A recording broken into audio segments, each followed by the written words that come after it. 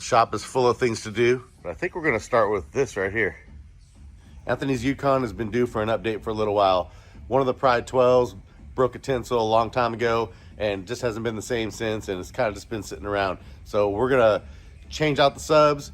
We're gonna put different amplifiers in it. We're gonna put dual alternators on it, change the intake, do a couple other little things, and overall have a nice new fun little build. I guess I should say rebuild.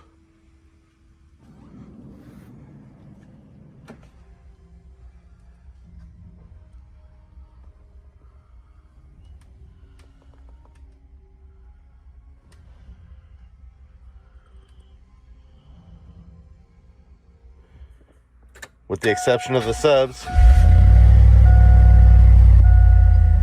everything's mostly intact still. iPad's still working, looking good. Pioneer deck, working great. SMD gauges in the dash still. Did that mod a long time ago. More than likely, we're gonna switch out the brand of mids and highs. Do something a little newer, a little bit more up to date. As you can see, the Pride 12s are out. One broken tinsel on one of them, that's it. Those are honestly some of my favorite woofers ever, but that's the downside to ordering products from a faraway land, is that the customer service and the product support really isn't there. I mean, I really don't know if I can get these things reconed. Do I gotta send them back to Russia? I have no idea. But anyways, they're coming out. We're gonna put something else in, and much love to the Pride Audio 12s. Those things are bangers. Of course, here's the box they're in right here. If you remember this build. Everything's stout as ever. But this box is still good.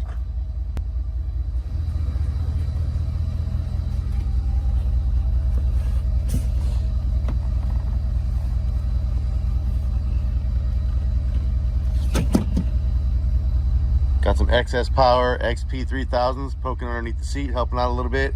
Perfect condition. Still, a couple 2500 watt amps, a 600 watt amp. This amp rack used to have an acrylic top with the logo in the middle, but we took that thing off so we can see all this stuff a little bit better. I think the LEDs still work. Yeah.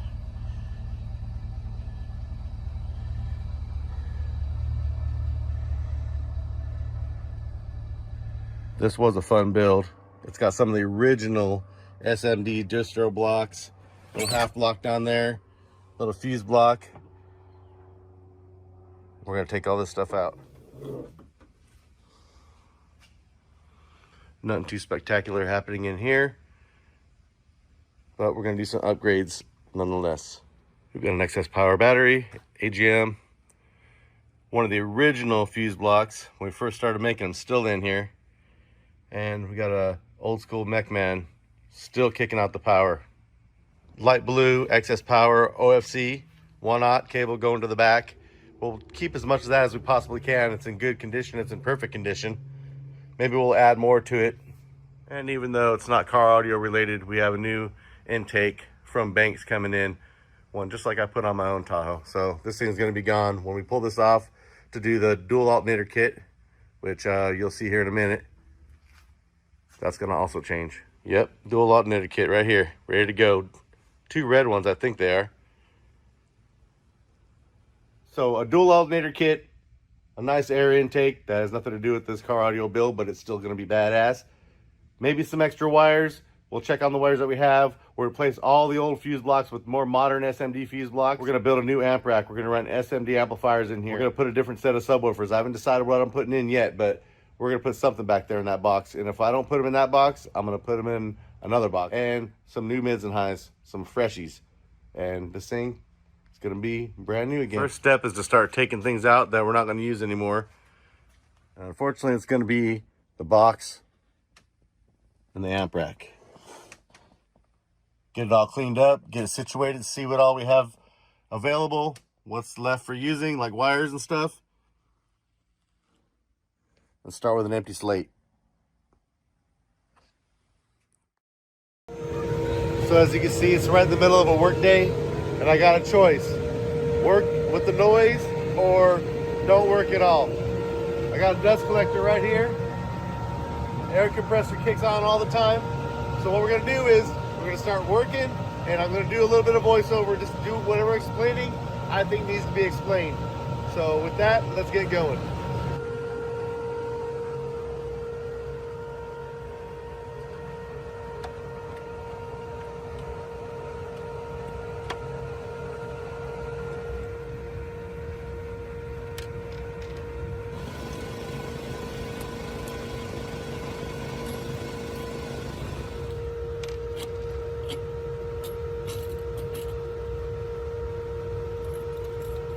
Yeah, that's original SMD block.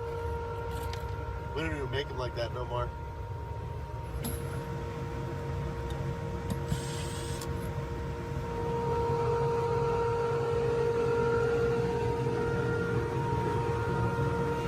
I'm gonna bring this over and show the Brando. Meantime, he's over there making the most expensive fuse blocks we've ever made. But when he sees this, check this out. What you working on? Oh shit. Big copper daddy. Look at this. No. Oh wow. Where'd you find that? That's in Ant Dog's truck. We're taking all the shit out. Oh wow. Oh my god. Perfect condition though. Wow. That's crazy. Old school. Dude, look, that's got the Make them so much better now. dude. Bro. Back when it got the silver dot after it got past the whole fucking bed liner inspection, dude. Look, it's got the silver dot on there still. That was a thing that we used to do so we knew that it was done.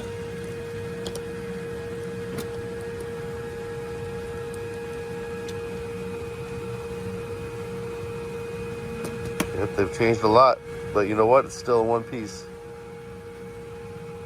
Perfect condition for its age.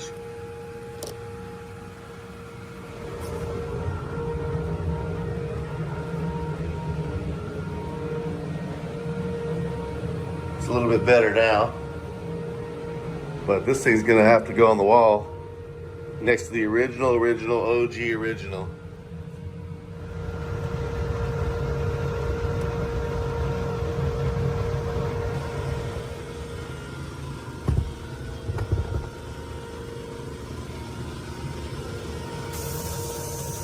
This one doesn't have a rope on it, does it? No.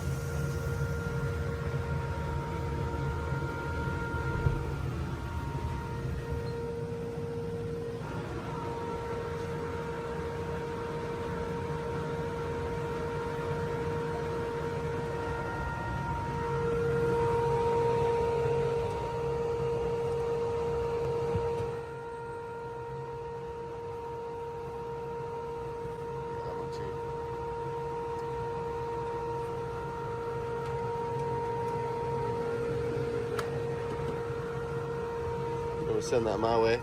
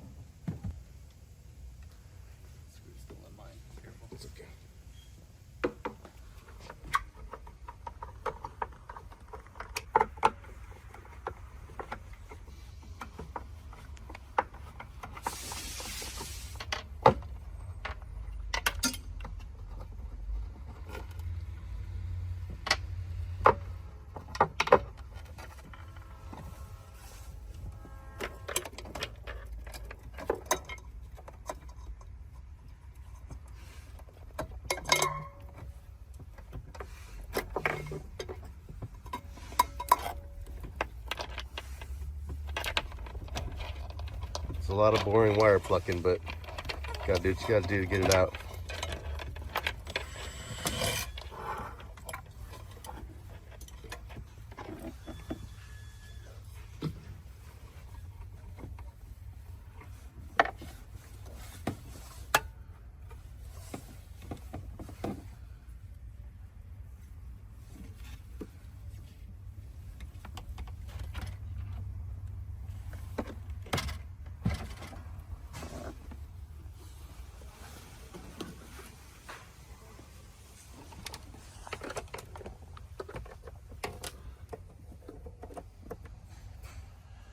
Wire still looks nice and clean. Dang, my white tape split.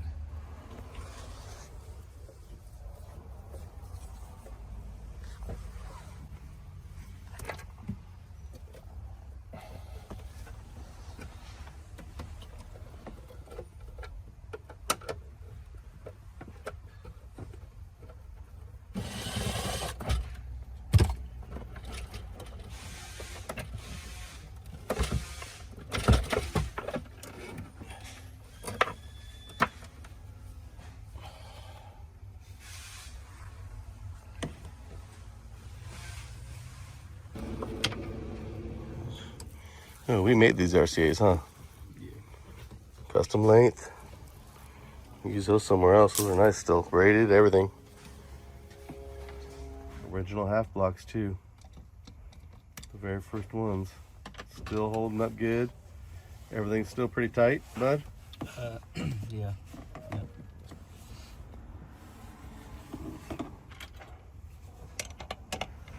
Yeah, just pull those main ones off so we can push them through, huh? Yeah, not sure which ones. You can see them going through the holes. Anything that you see going through those holes, there you go, yep. They're probably hot, so you might want to tape them.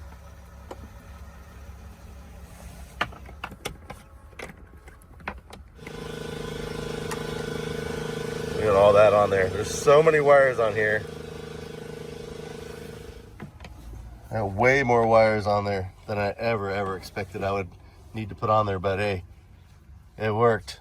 I would have probably done something different if I had planned better at the time, but maybe we added some stuff later too. But yeah, this is an SMD half block, one of the originals, with more wire than I've ever seen on one, and it's still super strong.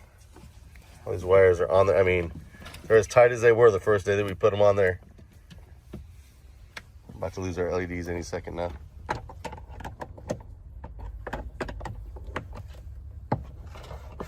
Oh, those are on there. That's good. Brandon, come look how many wires are on this half block.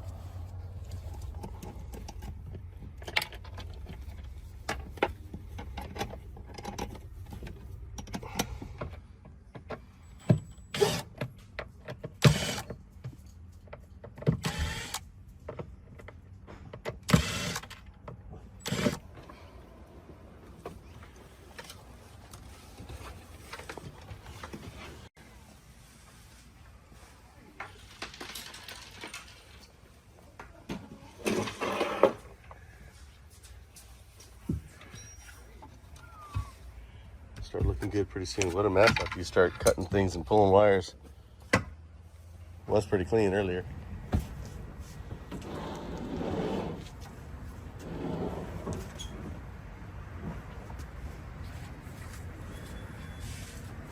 Good.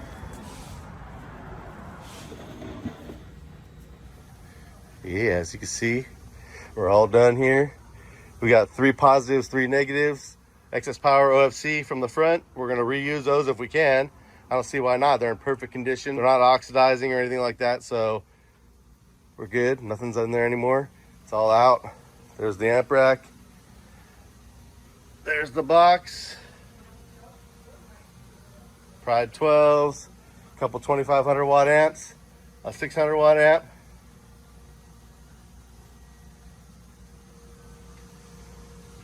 We do have some wires to strip out of the front when we get ready to do the dual alternators. We'll do all that while we're doing it. But the rest of the system's out. It's clean slate, ready to go. Make sure you subscribe. You want to see how we do all this? It's going to start getting done real quick. I think. As soon as we come up with a game plan. We're not 100% sure what we're going to do yet, but we got a clean slate to work from. And I got a bunch of amplifiers over there with the name SMD on the front of them. Some different mids and highs are definitely going to go in there. And now we're just going to try to come up with an idea and see what we can do. Something fun, hopefully.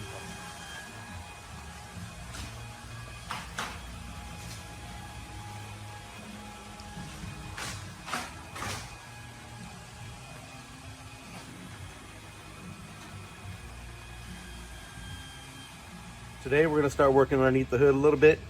Try to pull on some of these wires, see where they all go, see what's savable. It all looks savable. It all looks pretty new, brand new condition still. We're going to take that intake off. We got a brand new intake. It got delivered next door while we were gone for the Christmas holiday. But as soon as they open next door, I'm going to grab it. So we got the Banks intake going in and a dual alternator kit from MechMan. Taking this big old thing out is going to leave us with a little bit more elbow room anyways for the dual kit. And here it is right here. Should be 2 red alternators in here. I forget if they're 370s or 400s. More than likely I ordered the 400s. I know I'm not quite ready to put this stuff in just yet. Hopefully today, maybe tomorrow. But the first thing I want to do is unbox it because I can't wait to check them out.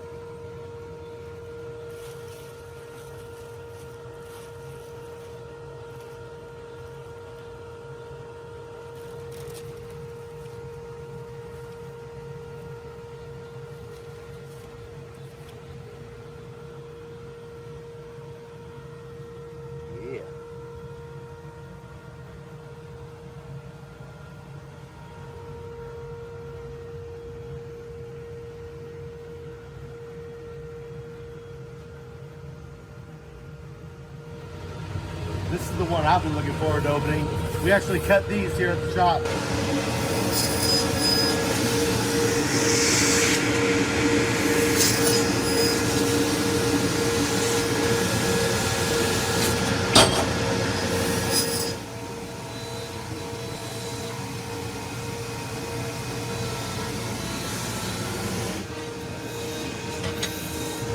So, finished product.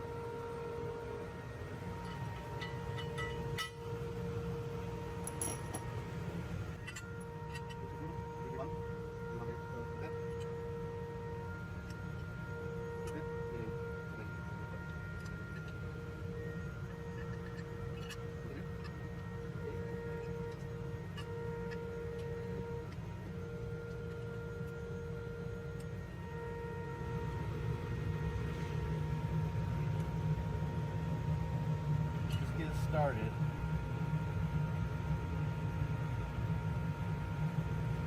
Something like that.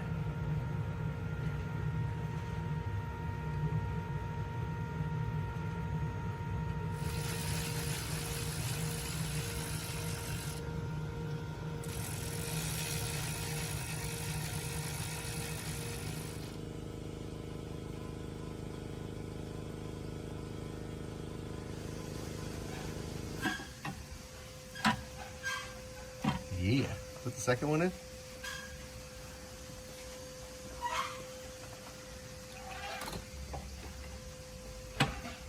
Look at that. Damn. That concludes today's work. I'm out of here. Fun times. I love it.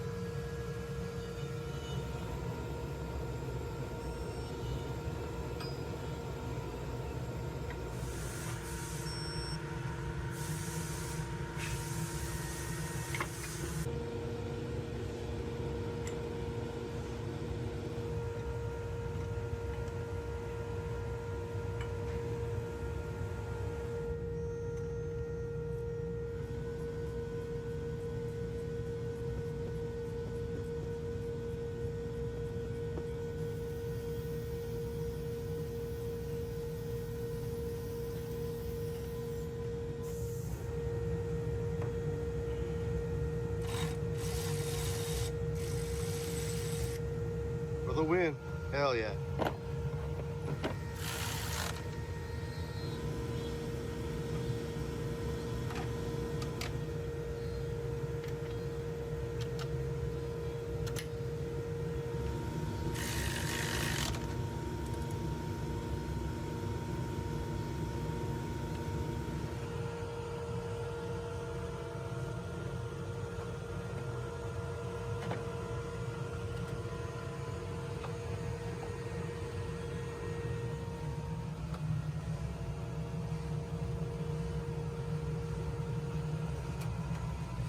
Like that.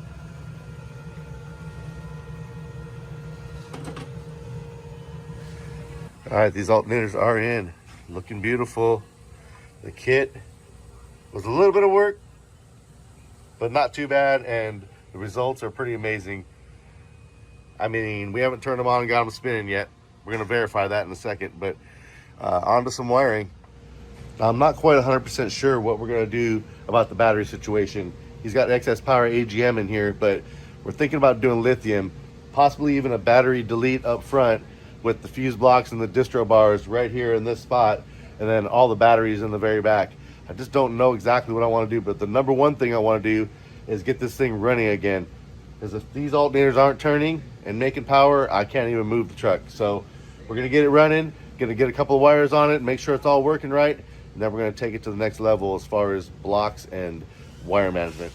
As you can see, we have these. So this right here is gonna plug into the factory harness.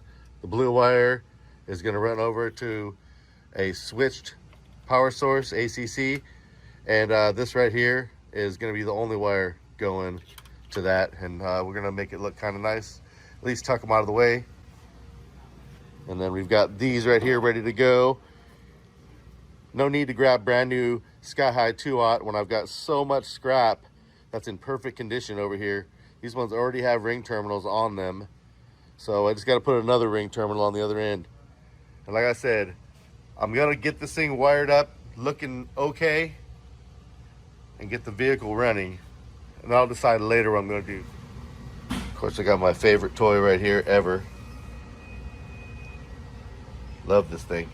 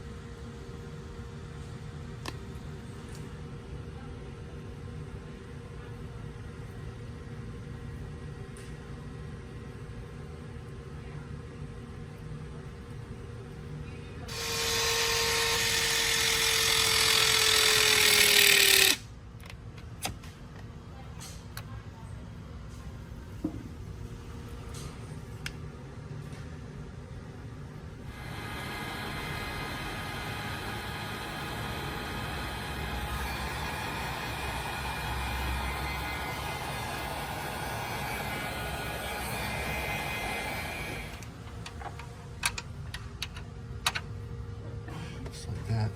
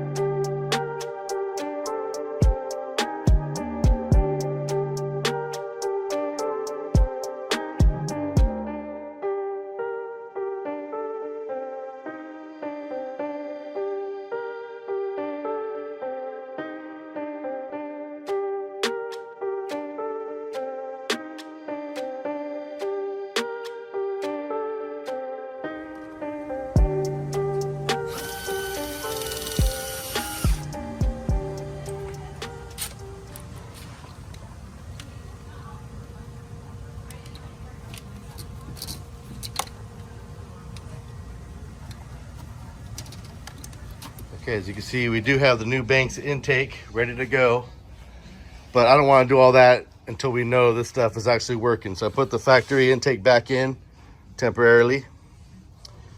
All the wires are in, subject to change after we decide what we're going to do with the front battery and all that good stuff like I talked about. But yeah, we're ready for the first start. I'm gonna get my voltmeter out. All right, go ahead, start it, bud.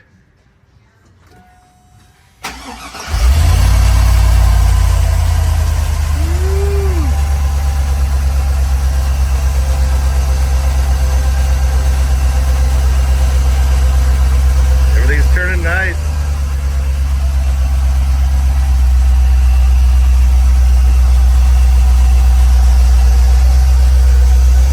Hey, intake is in the way. Look at that there.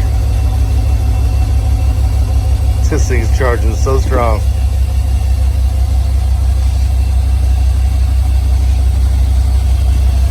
Trying to decide, should we do that intake right now or should we do it later? I mean, we can't see the alternators very good with that stock intake in the way. And I had to put it on here because the mass airflow sensor and all that is connected to it. And throttle body makes a lot of noise when there's nothing hooked up to it. So I put it back on, but now it's got me wanting to switch it out right now. All right, let's just see what we're dealing with over here. I don't remember how easy this was. I think it was pretty easy. But yeah, if we're gonna slap it right in, let's just slap it right in right now.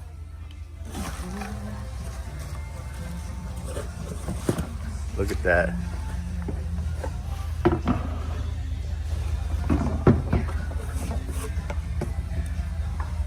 Get a little license plate frame. Cool. It's not diesel, but still gonna have a little bit of banks in it.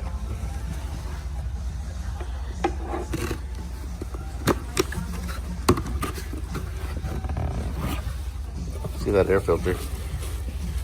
That's a nice one.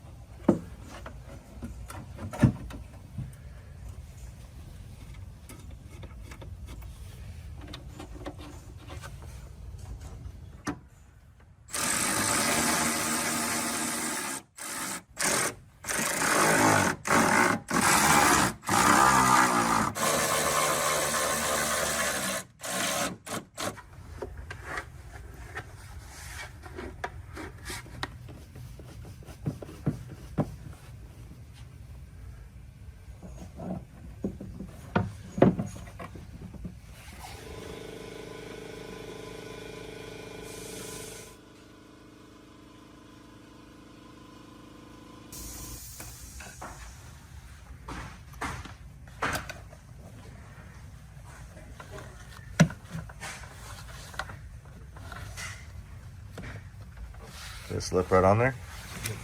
Ooh.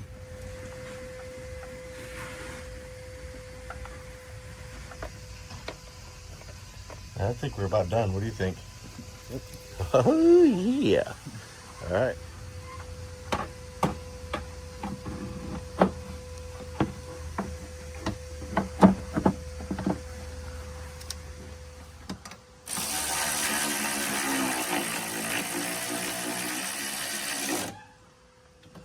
Dude, that is it. We are done, man. I say go start it up one more time, take it for a little drive up the block and back and see how it acts. But I think it's gonna be good. I'll see these alternators turning without that factory intake in the way. Start this bad boy up.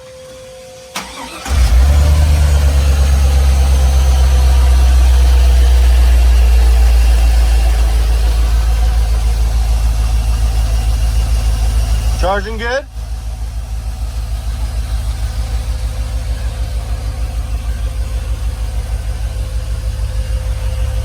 Beautiful.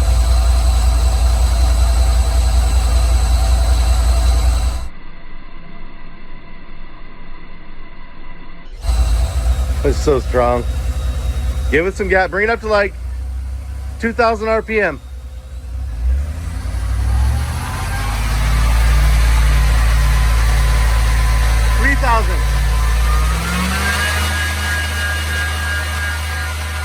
Nice. All right. Beautiful. All right, so this is just the beginning of Yukon 3.0. It takes power to make power, so we got to get this all done first.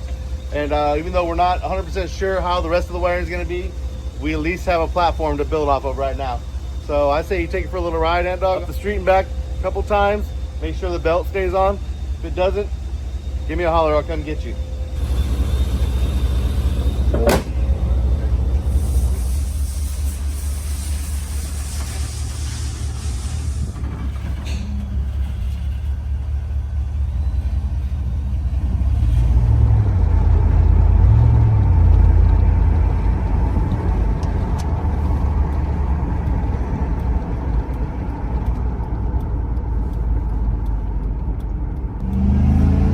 RPM's up. Low battery light, that's a good sign. It just feels like it's supposed to feel, huh, bud? Yeah. Yeah. Get the RPMs up just a little bit. Make sure everything's nice and tight. It feels like it's supposed to.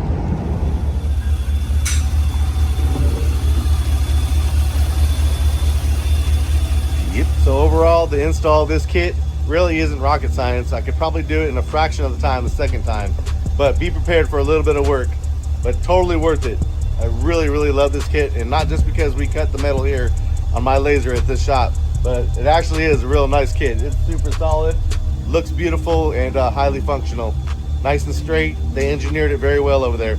So, also, of course, the intake, badass. And with that, we're out of here.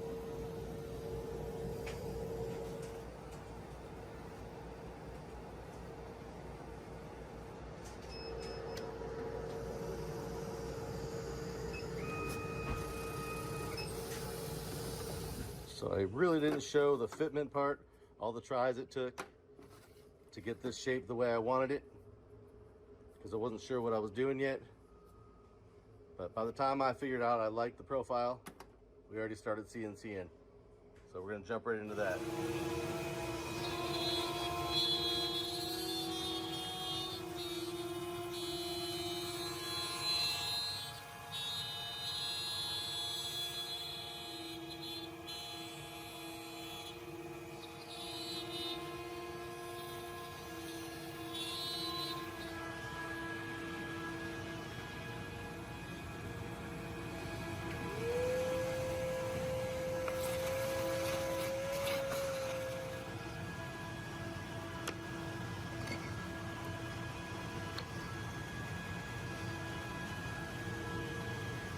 Nice.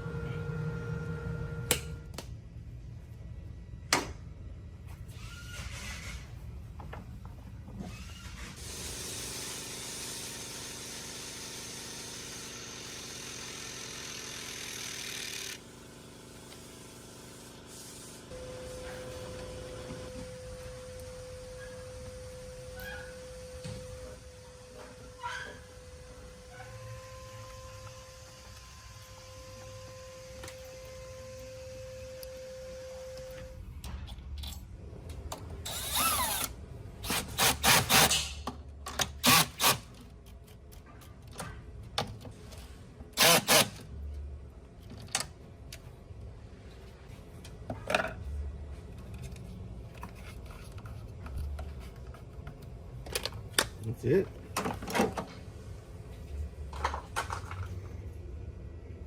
All right, if everything went according to plan, we should have juice in the back now. We can start thinking about working back there. Yes, sir. Let's see if these wires are showing anything. Oh, look at that. We got juice from the front.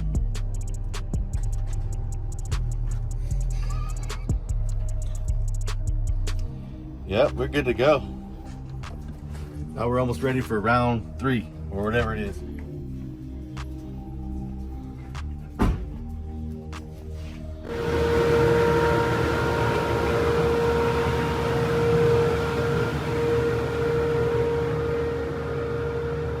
Here I am early on a Wednesday morning, getting ready to head over to Gately Audio.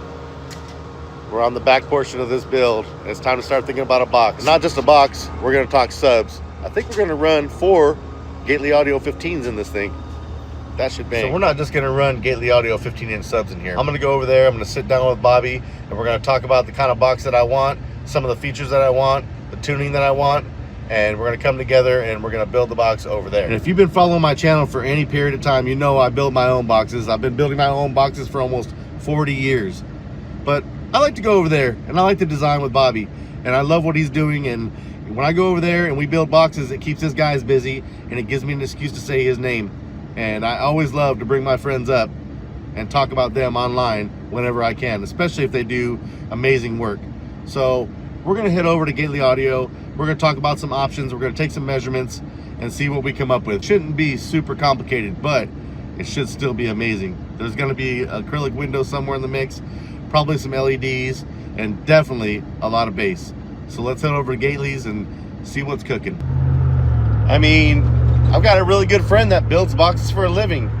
Why not use this for an opportunity to get a badass box and give him a little bit of shine so his business can thrive, so his employees, families can eat. You know what I mean? So that's why I do what I do. I can just build whatever box I want, for sure. I have all the equipment to do it, and I've been doing it forever, but I love putting the spotlight on other people who deserve it. Also, driving across town is a good way to test out these dual alternators and see how they're doing, and so far they're pretty perfect. They're not making any kind of noise. They just feel, it just feels stock, even though there's 800 amps underneath the hood, and that's the way it should be. And as you can see, we're pushing over 15 volts, no problem. All right. 7:30 a.m. Getting it.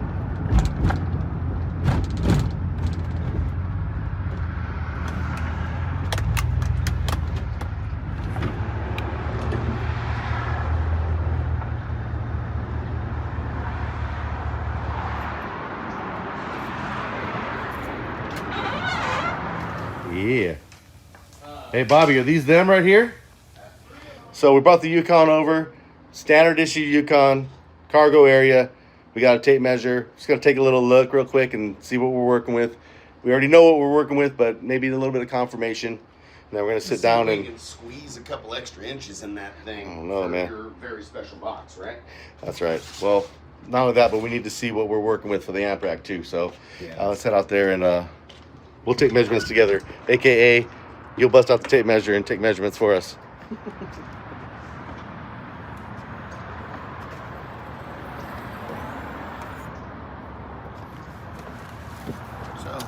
Pretty standard issue, right? It is. It's.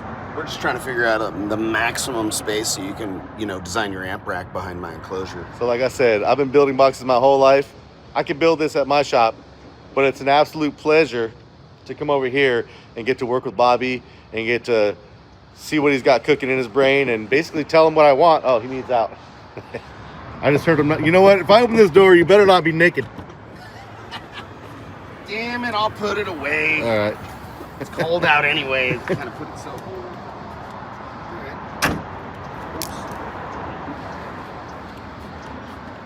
So what I want to do is stay semi-traditional, sub up, slot port back. Hopefully the slot port may be on the bottom part, if possible. Absolutely.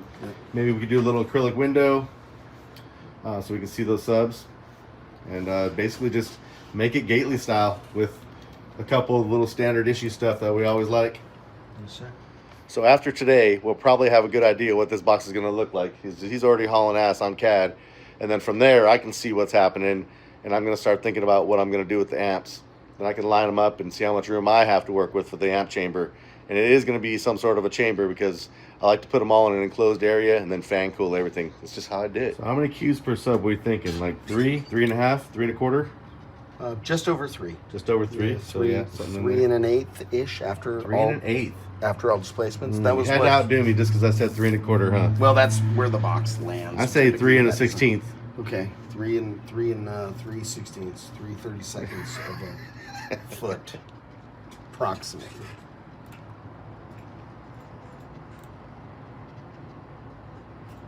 Starting to look like a box already.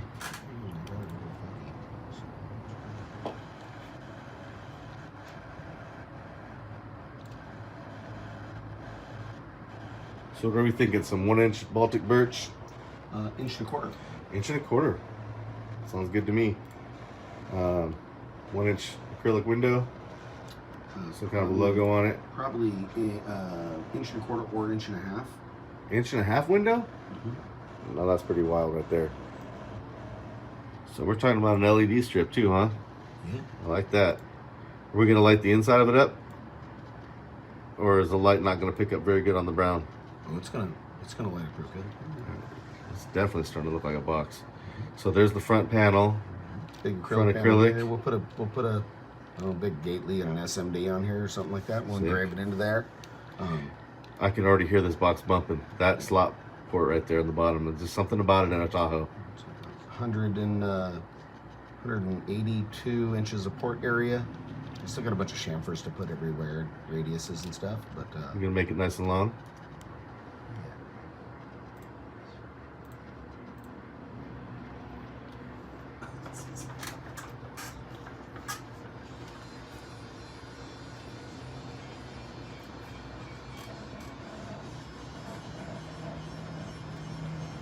All right. Look at that. Damn. Why does it look so real already? because it's a rendering. Oh. So we go back to, and it's still working on it here. It'll It's still rendering? I mean, yeah, it'll keep going until it gets to excellent, unless I tell it to keep going further. But I mean, it'll get a little better than this. We can go back to the design section, and you kind of see that brace. Brace. A little bit like that. We can go back to render. Let's go. Spool Look my at that. computer up over here. Oh, pixels. Oh. Fans are kicking on the PC. Yeah, it gets zooming when we start rendering shit, especially when we got lights and contour. Look at that. That thing is a beauty right there. When do you think we can get started? Probably have the guys running parts next week, end of the week. All right. Sounds good. Yeah. Well, we'll pick up where we left off Cool. real soon. Oh, shit. Something like that, or a little bit Yeah. lower? That looks pretty good like that. Okay. I like So that. Could go a little bit closer, or either way. It's not too bad. Okay. You pop one on the other side too. Yep. So what I'm gonna do here? And we don't need them front ones anymore, right? Nope. I'm gonna delete all that. Yeah. Yeah. So obviously I want this to be on the inside of the box, and I'll take care of all that. Make sure that works. I think we're ready to start cutting some pieces. Look at that stack of plywood right there. That's all for my box. Oh, maybe not. That is a lot of plywood. So I sat down with Bobby. We did some designing. I told him what I wanted. He told me what we should do. And we came up with something really cool. And it's not just about the design. Anthony over there had to spend a couple hours turning that design into individual pieces that we could actually get over to the CNC machine.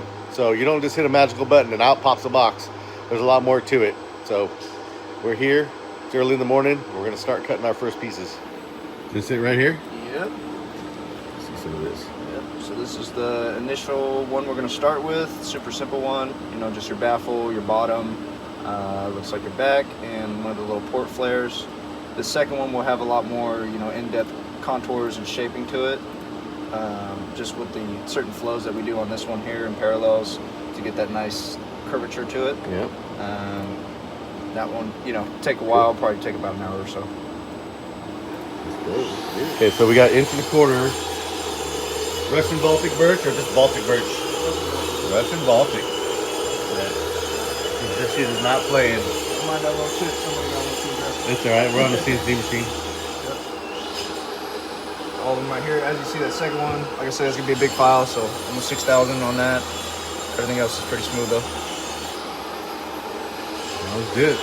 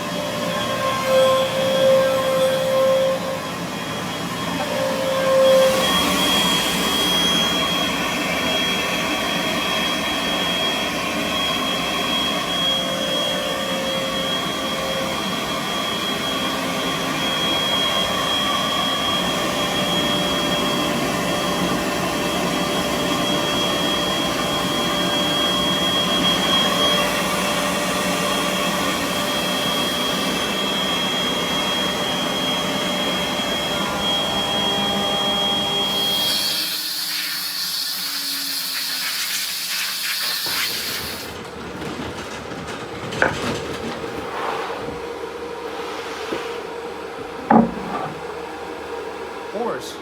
Oh shit.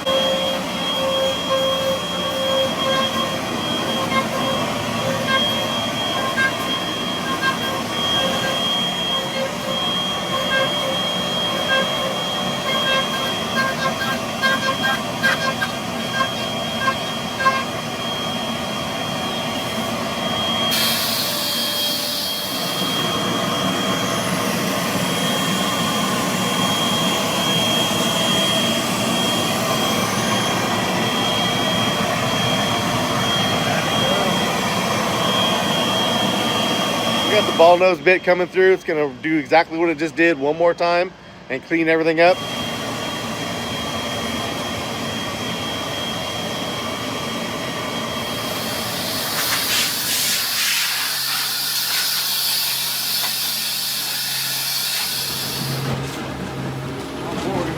Yeah. Look at that thing.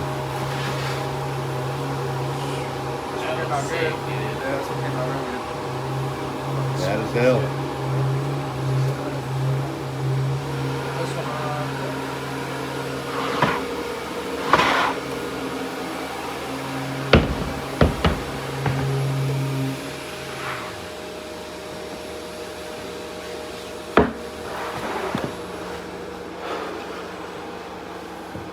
Something like that. Oh, sweet.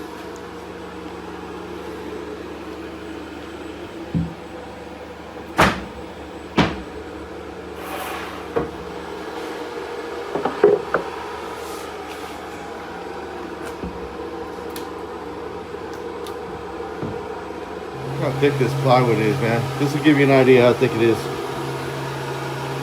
Now that it's in my hand.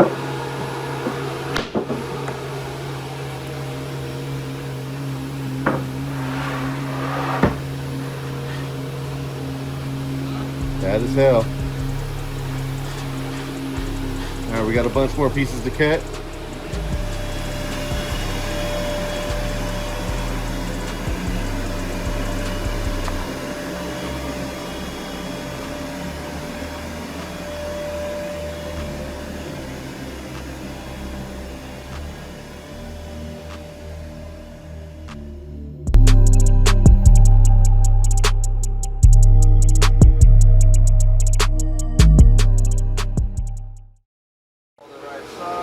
All right, so before we start building this, man, can we like kind of get an idea of what it's gonna look like?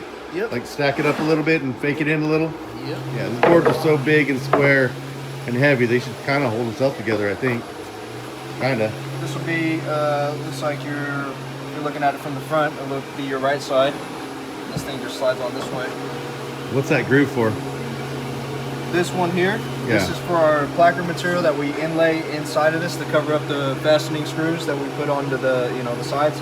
And then it blends in with the stain color that we use relatively well. So we'll see that pretty soon. yeah, fasten Ooh, this, and then this that will is be tough. for your terminal cut there.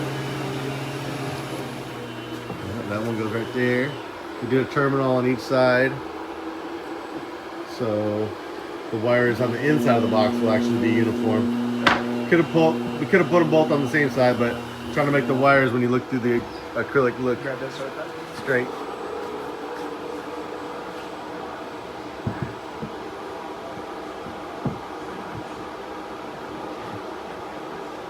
Good.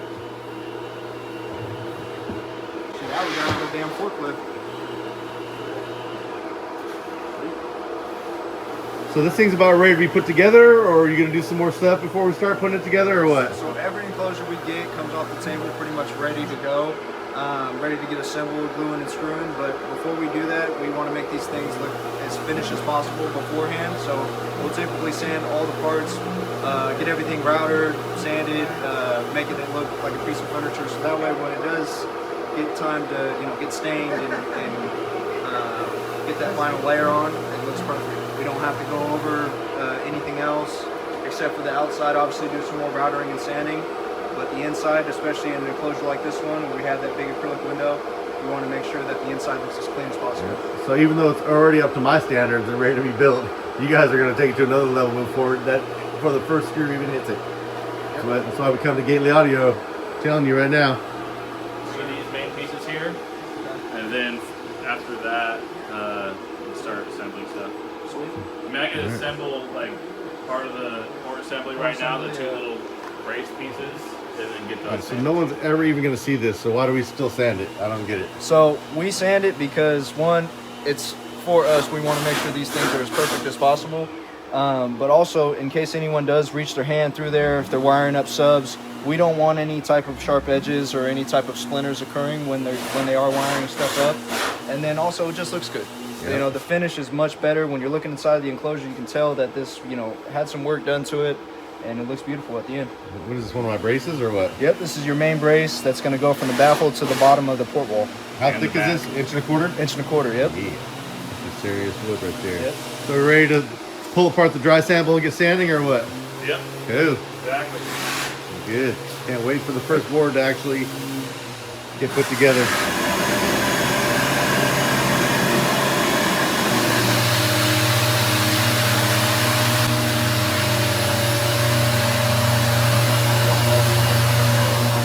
Got all these dowels here.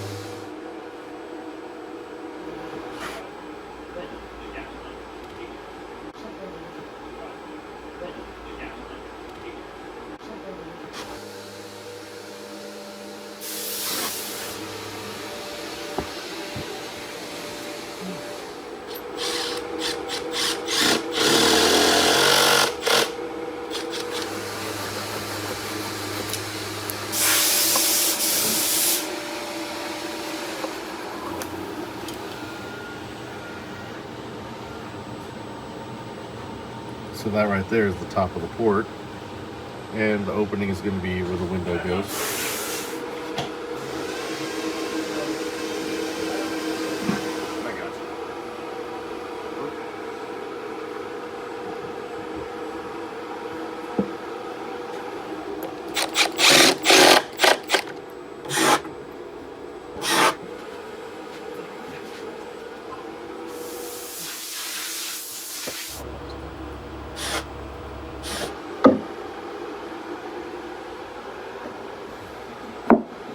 Boom.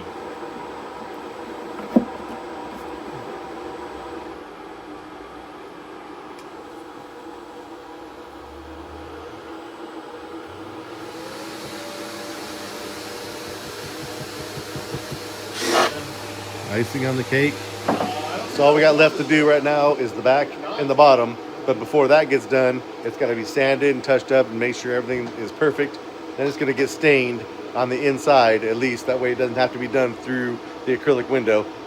And then from there, the back and the bottom get put on. Look at that. Port on the bottom. Starting to look like a box. Yeah, look at that.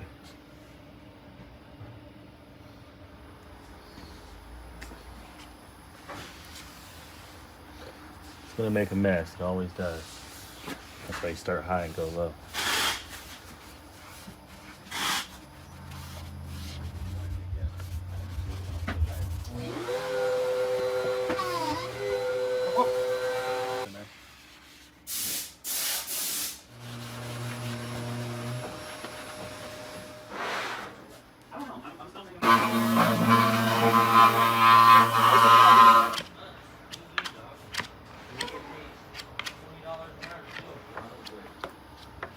Important.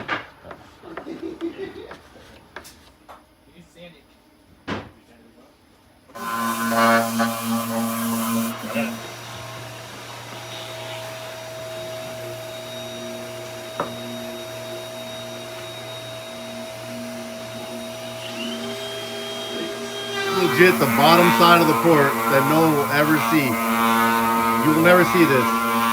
This is the kind of effort that goes into these boxes. So we're on to some stain before we put the bottom and the top on.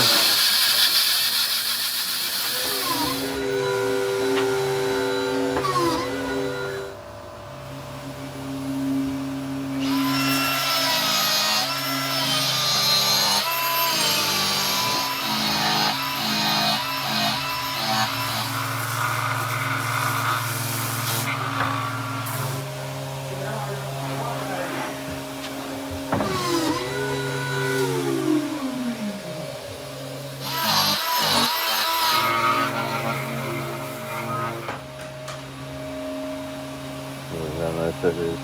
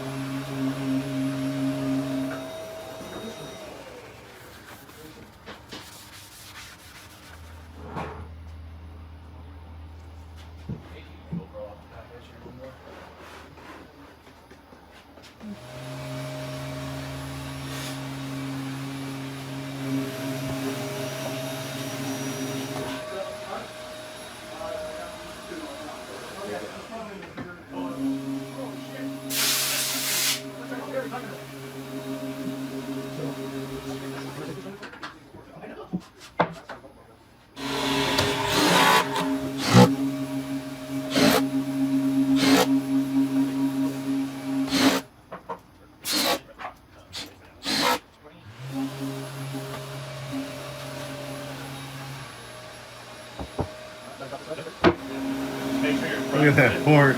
God damn. That's good. Well, that's a port right there.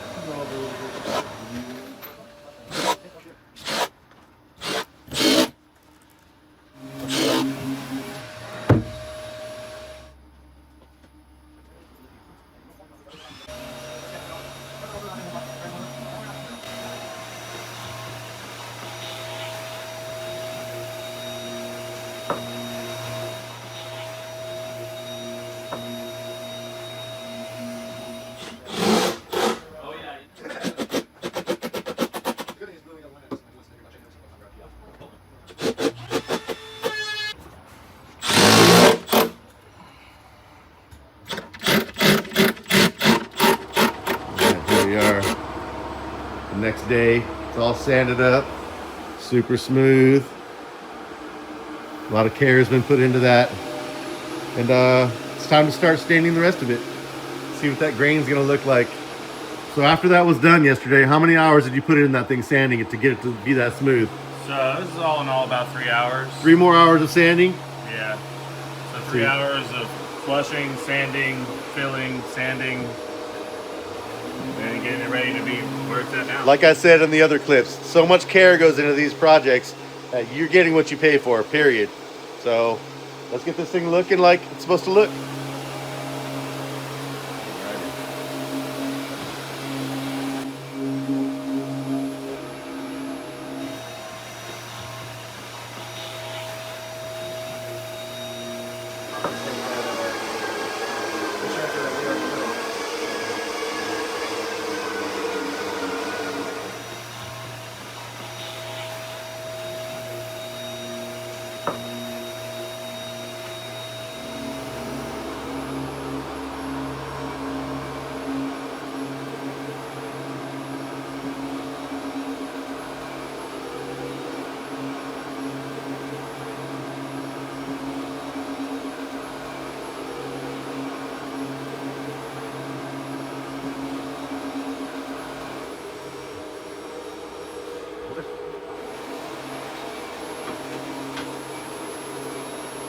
We're just about ready for that acrylic window here pretty soon, huh?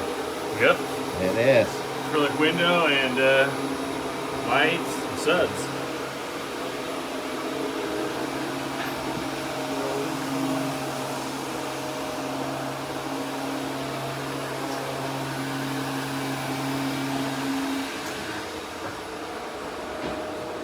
So we're looking at 1.5 or 1.25 inches? This right here is 1.5 inches. 1.5 inches, goddamn. 1.5 acrylic.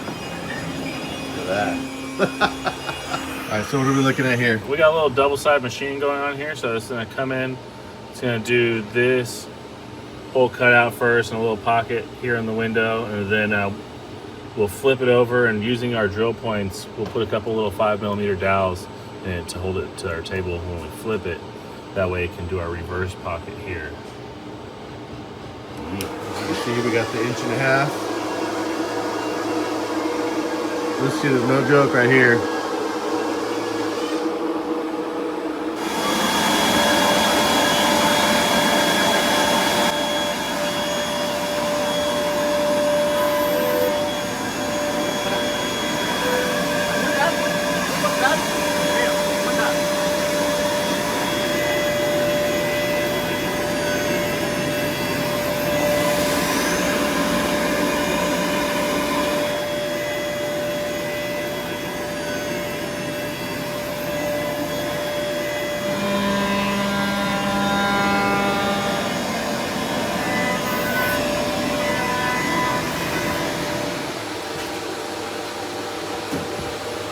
Same piece, just flipped over.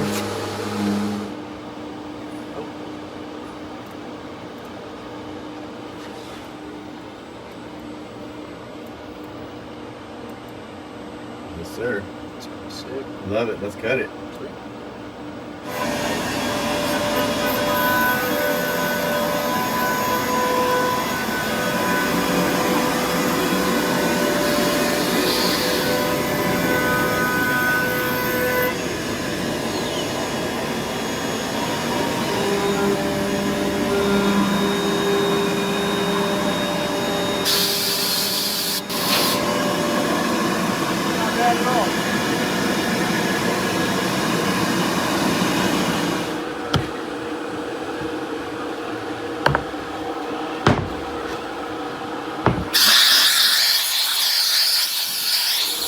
I'm not ready to peel the paper off yet, but let's see how it fits.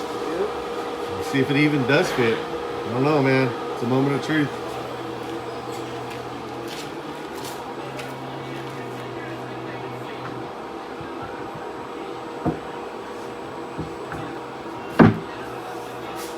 Jim Carrey once said, like a glove. Yeah. Hey, we're gonna have to peel this paper off another day and make it a nice surprise when it's all done. Sick as. Fit real nice, like? Yep. Real good, real nice. We got baskets. Look at this.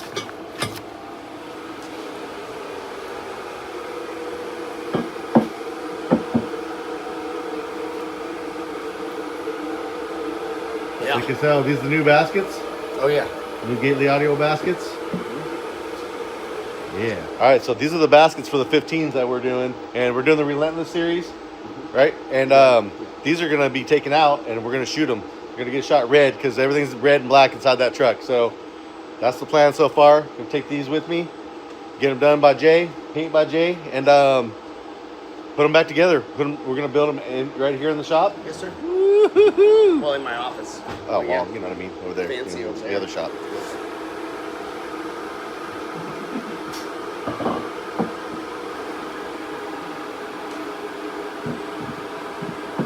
Just because I gotta see what these are gonna look like. Yeah, those are some really nice baskets, man. Woo! Wow.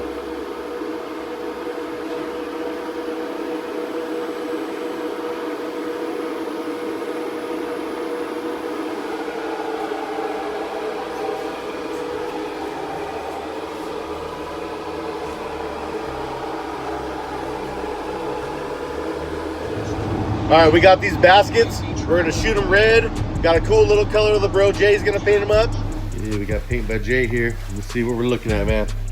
Oh shit, look at that.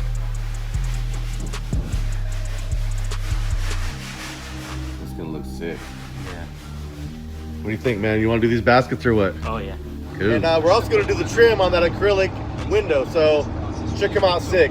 Heading out to Roseville, gonna give these to him and see how they come out.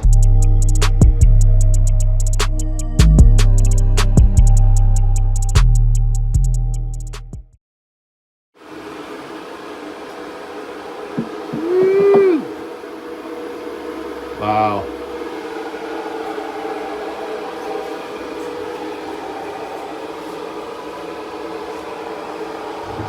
All right, we got these baskets. We're gonna shoot them red. Got a cool little color of the bro. Jay's gonna paint them up. And we're also gonna do the trim on that acrylic window. Yeah, we got paint by Jay here. Let's see what we're looking at, man. Oh shit, look at that. It's gonna look sick. Yeah. What do you think, man? You wanna do these baskets or what? Oh yeah. Cool. All right, this is what we got here.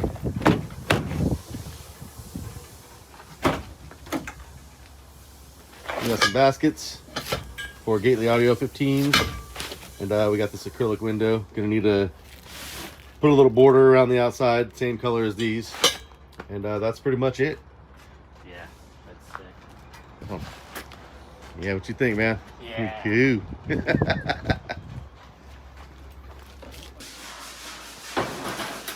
It's been a minute since you've done any painting for me, man. I know. I'm excited about this shit.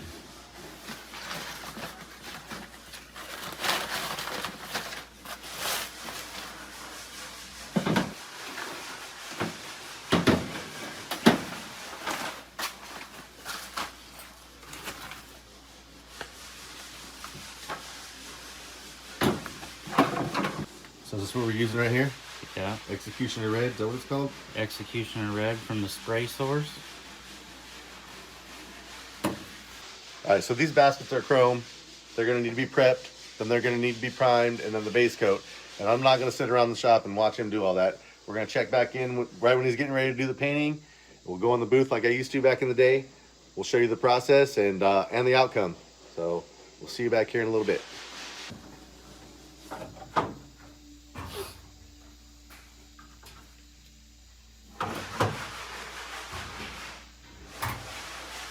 Look at that. Fast forward a couple of days. Did you sandblast these first, or what'd you do? Sandblast and epoxy primer. Sandblaster and epoxy primer. So what do you think, Jay? Tomorrow morning, make these things red or what? Yeah. Sick. All right, man. We'll be back. All right, here we are. Throw ready tomorrow.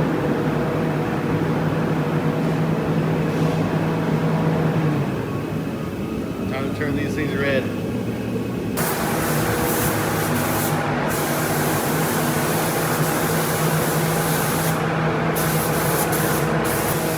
Alright, so they're already primered, but this is the actual silver base coat. It'll look a heck of a lot different, but it is.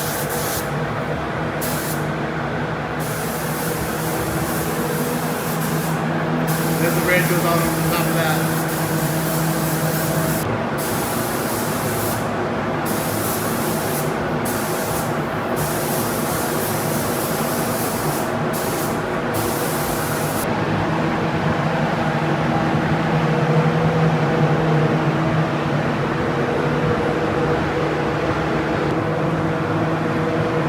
I'd be able to see it through the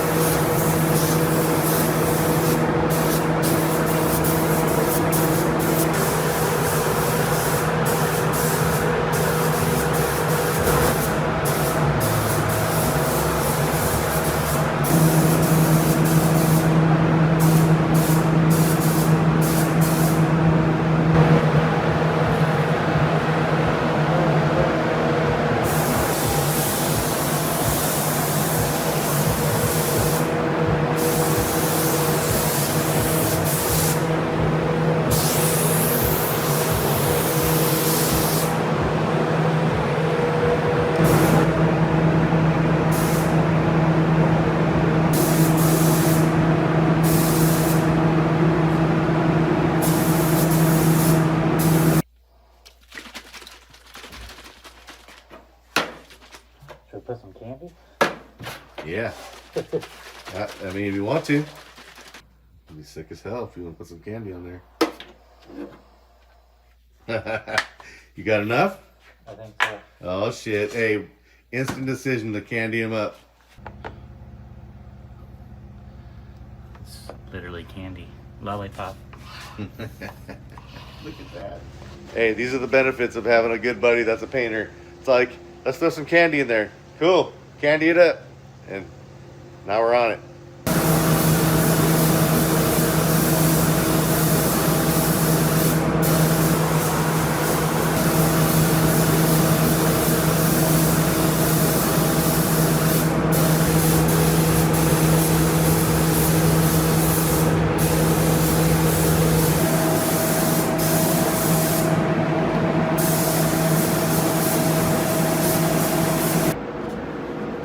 official Candy Executioner Red.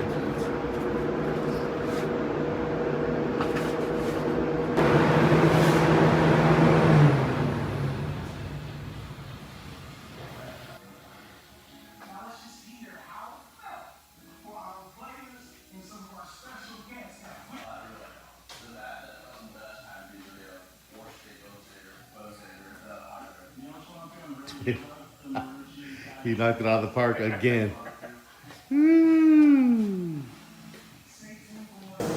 Those baskets are beyond red. I love it. Oh man.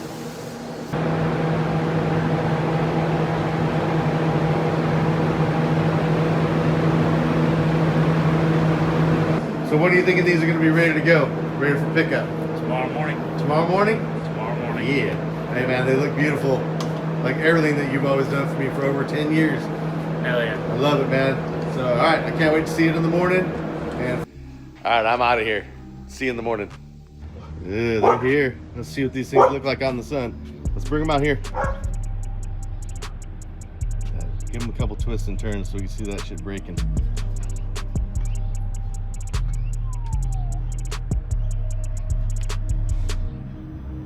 They look pretty good. Yeah, they look real nice. Can't wait to see them on some actual speakers. Auto Artistry, Roseville, California. Made by Jay. Yeah.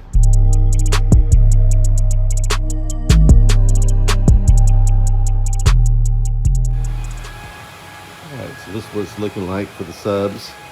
Obviously they're not built yet, they're gonna get built. For those wondering what we're doing about power and for amplifiers, we got something in mind for that too. It's just subject to change because I don't know exactly what I want to do until the box is in there. But this is the plan so far. Subject to change once again, just in case I change my mind. Yep. Two 8500.1s and a 500.4. So there'll be an 8500.1 on 215s, 85 on the other 215s, and all the mids and highs on this 500.4, which should be real nice.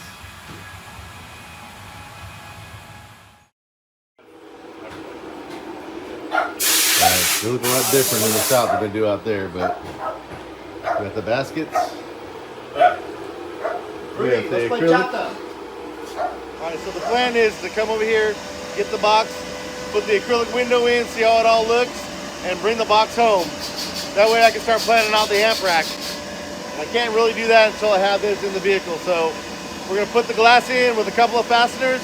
It's so loud in here. We're going to put the glass in with a couple of fasteners just so we can see it and everything else, get the LEDs working. And while I'm waiting for the motors to get here, we're going to do some more planning. Look at that. We're already in motion.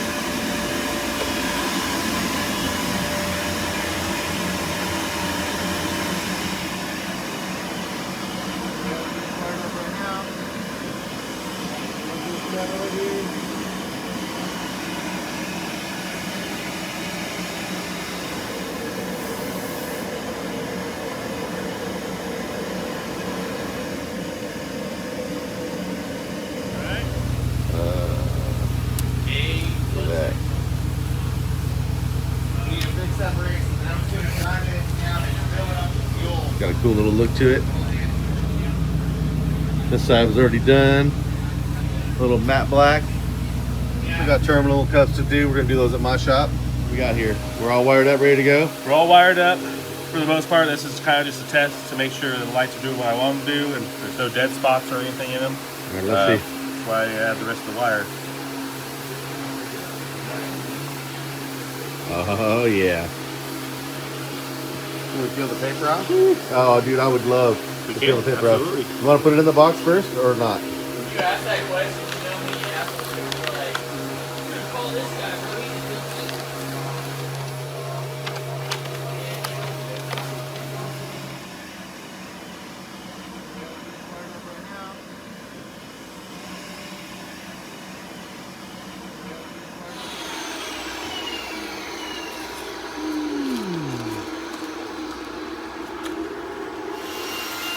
little app.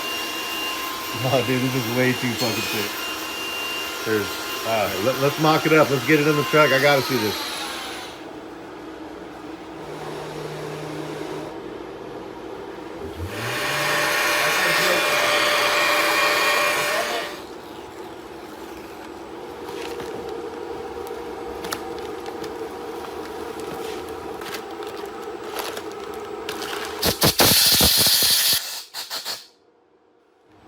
All right, so this is just a mock-up until we actually build the subs. So we're not putting any type of gasket or anything in there yet. That's gonna happen when the subs are all built and done.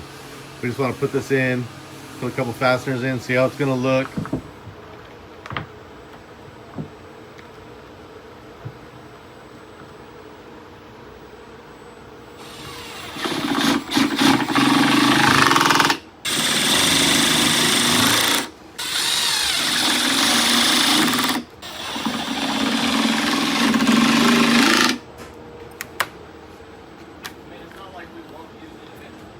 That is beautiful. Wow,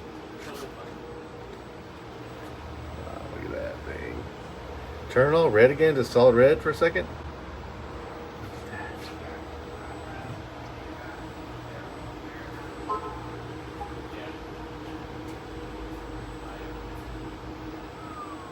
Holy shit. How bad is that? Let's see blue real quick.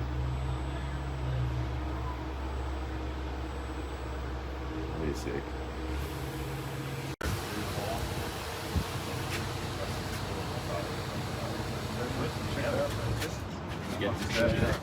It's not the lightest in the shop. There it is. Just come down here.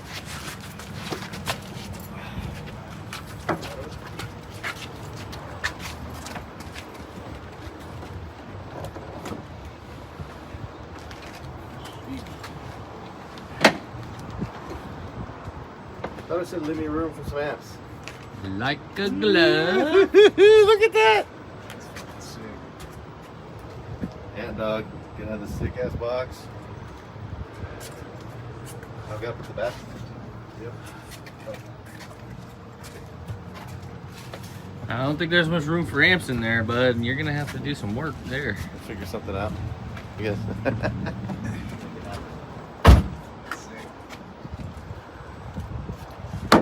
What you got going on there? Huh? It's a Harley Quinn mode right now. It looks kind of sick.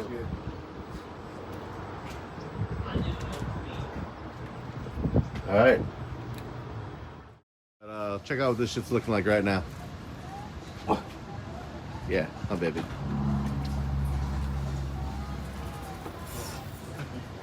Oh my god. That good or what, bud? Yeah. Ooh.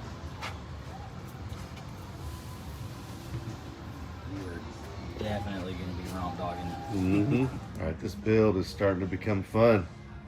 Gately audio box in the back. As you can see, looks like we got a decent amount of room. There's some stuff from the last system still hanging here, but we got room underneath the seats to put whatever we need to, and got a little bit of room behind this seat. You can see the top of the box comes right up to the seat level.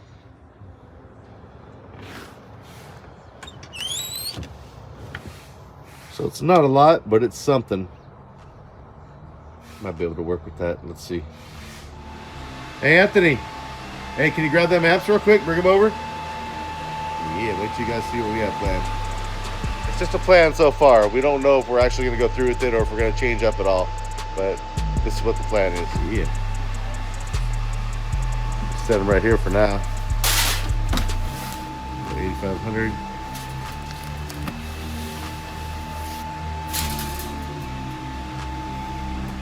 Stay tuned while we figure out the amp rack, and probably gonna do some second skin also on the roof while we have a chance. It's a long journey, gotta do it right.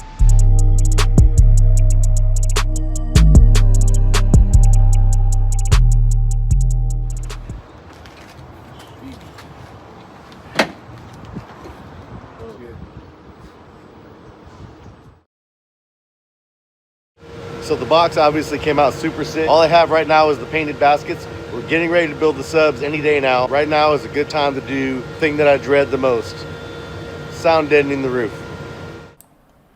Now, I really only dread doing this because it's such a large headliner and there's so many things that you have to pull apart in order to get the headliner down. But other than that, it's not too bad.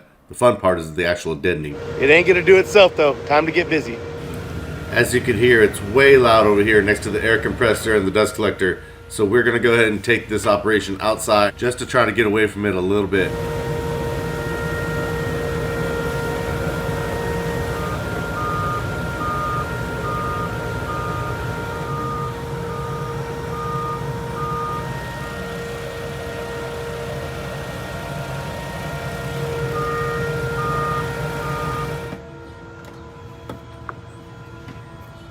Want that popper?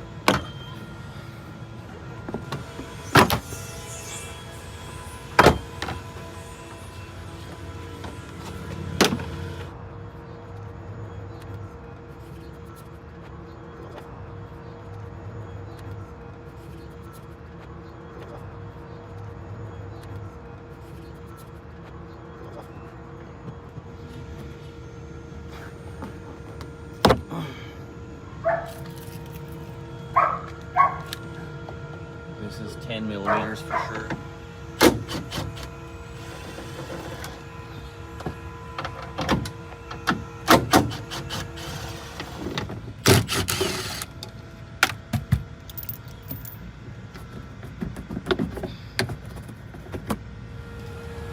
And for some reason, I'm missing a whole bunch of my time lapse dropping this headliner down. But anyways, it's down. And we got a whole bunch of metal up here. Get it covered with a little bit of that second skin. A couple layers, we should be good to go.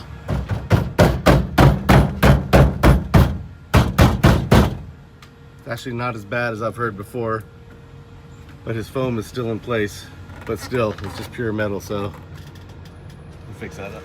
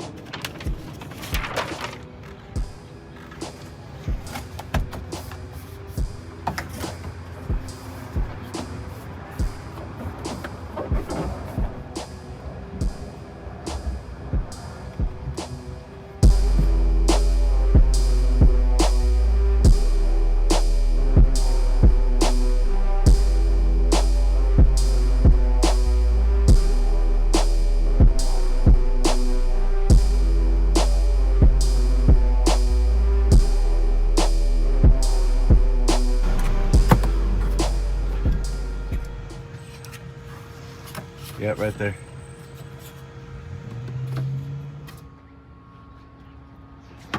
Two layers of the Damp Pro. I mean, we did as good as we can considering there's a sunroof in the way. Yeah. Put that boy back up where it was. Alright, we got that all back together. Roof is done. There's already some of the doors. We're gonna do quarter panels. I'll get as much as I can over here, and we'll do this back hatch. That'll be tomorrow.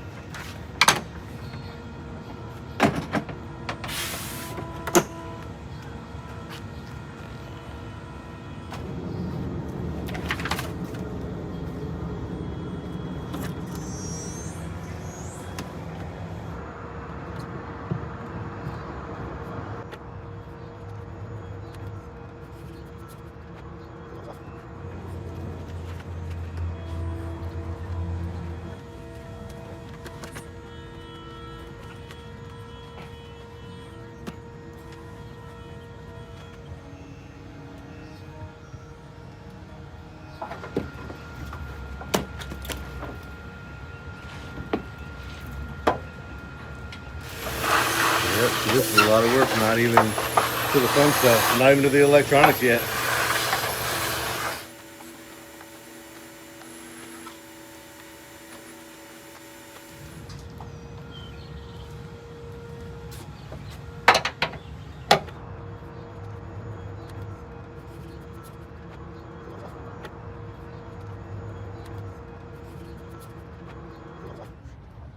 We got the floor done, we got the roof done, we got the quarter panels and the wheel wells done. It's really not going to be a big vibration problem down here. It's pretty solid, but it'll help a lot with the road noise, and we did it out of the principality of the situation. We had the carpet up, might as well just get it done.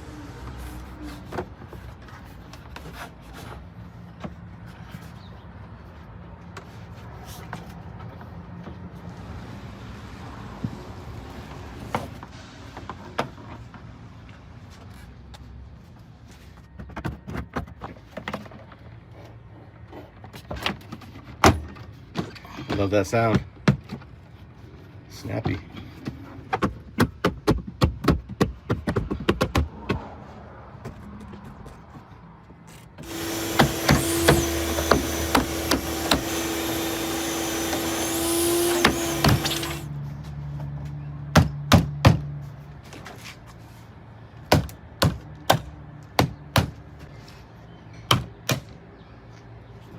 All right, everything's put back together, mission accomplished. Time to move on to getting that box ready for the subs, some terminal cups, and the actual subs themselves. All right, got the second skin all finished. Time to build some subs. We need to get these things over to Gately's. Gonna put together. Let me get one more look at these things out in the sun real quick. Look at that.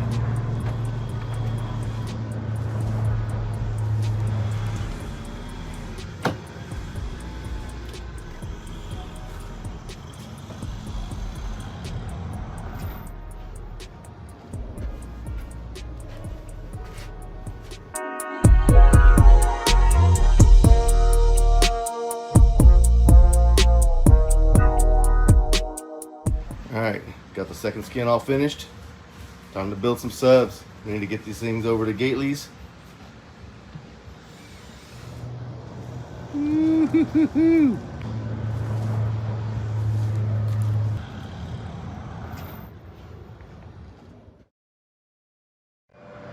Alright, today's the day. Building some subs.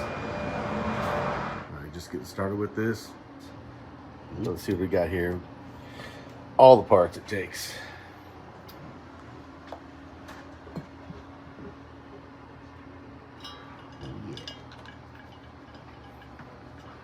Preloaded a little Loctite on these. Always put some Loctite on these fasteners.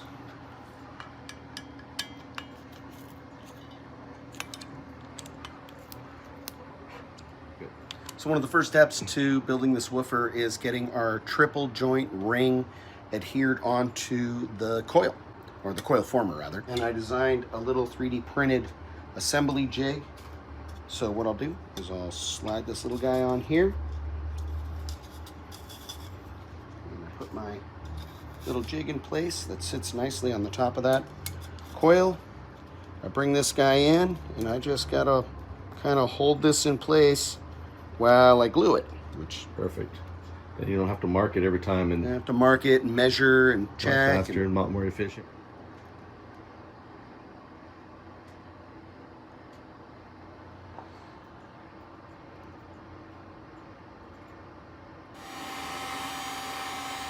You know, tinsels have came a long way since back in the day. Those are super nice.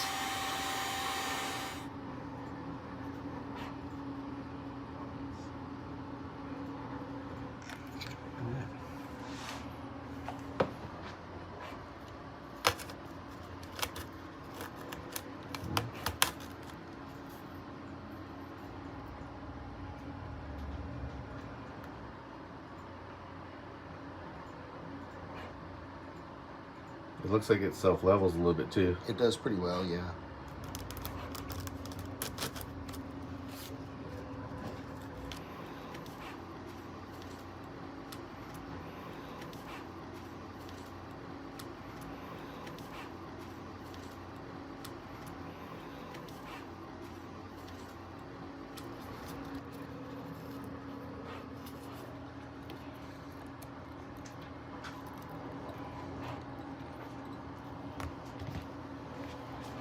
the wire coming off the coil has to be attached to all these tinsels. That's what he's doing. A little wraparound, a little ferrule, a little crimp, some solder.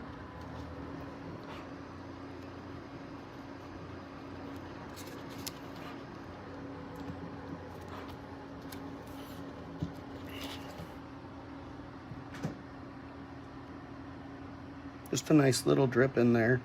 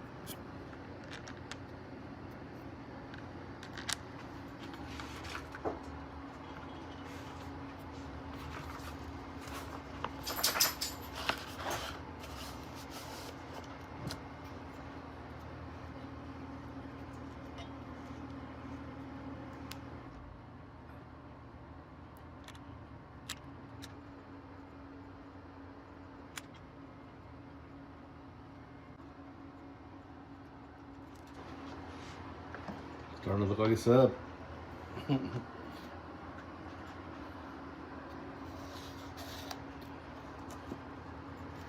is, that's really looking like a sub.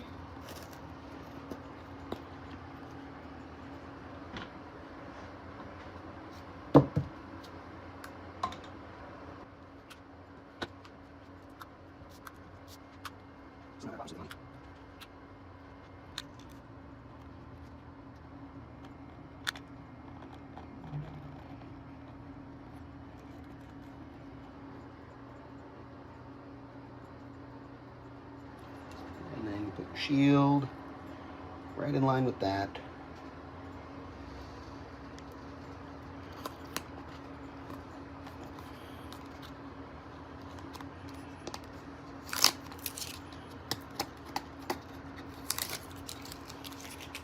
Mm-hmm. A little heavy thing, just like that. Put something heavy on there for a little bit. Wait for it to dry. This guy will stay right here till tomorrow. It's starting to look like a subwoofer right now. We're just waiting for the adhesive to dry. And as soon as that's done, solder on the direct leads. We're not using spring terminals. It's going to be all direct leads on these. That'll be coming up next. 3 more of these to go, but you kind of get the picture by now. So we'll fast forward to some soldering on the direct leads, and then we'll show you what they look like actually moving.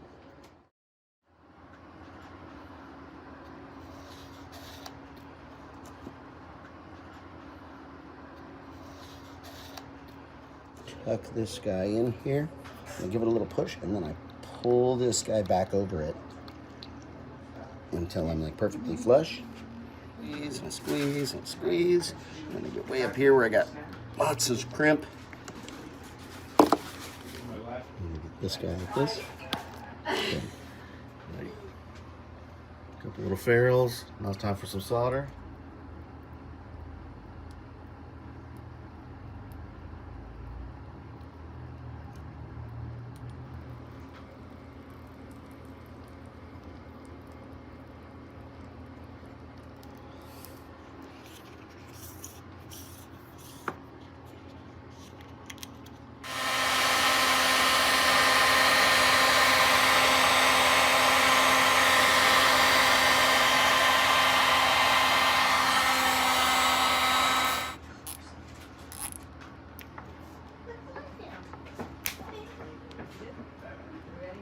Is that it? Is that a wrap? That's them, man. All 4 of them are done and built already.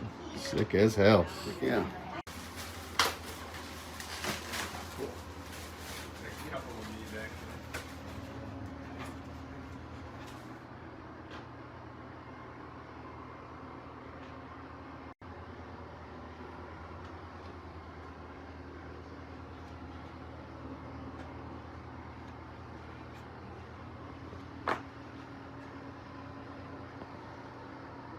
Let's get one of these things moving right now.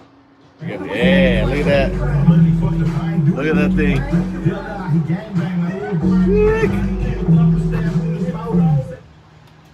Obviously this red looks way better out in the sun, but still looks good.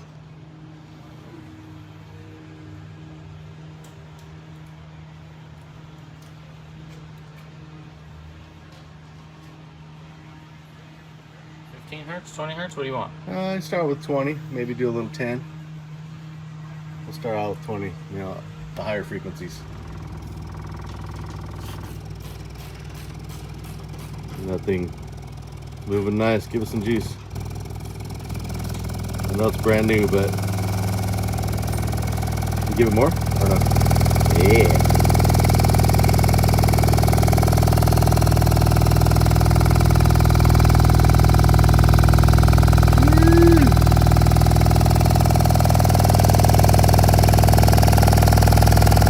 Drop that bitch down to 10 hertz real quick. 10 hertz.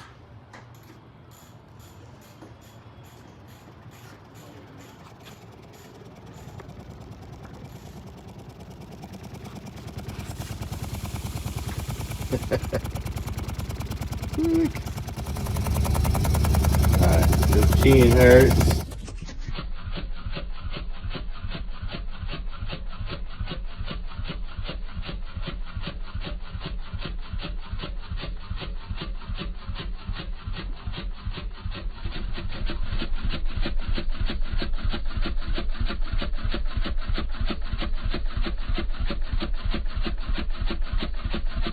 Turn it off now before it falls off the table. These are going in the box soon. Got a little bit of wiring to do, but for the most part, total success. It's gonna look a lot better in the sun, even though it's never gonna see the sun in the box probably. Bad as hell. I don't think the camera is doing this paint any justice.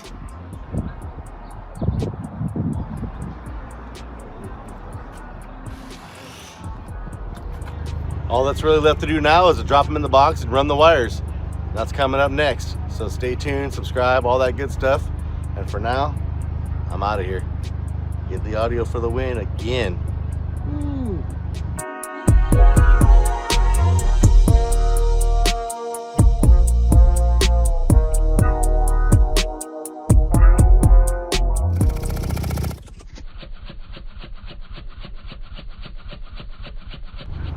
All that's really left to do now is to drop them in the box and run the wires.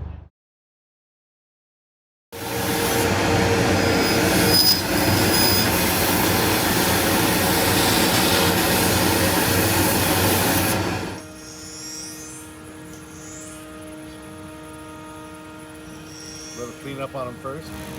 Kind of hard to see on video, but you can see it cleaning up. Get the surface real nice.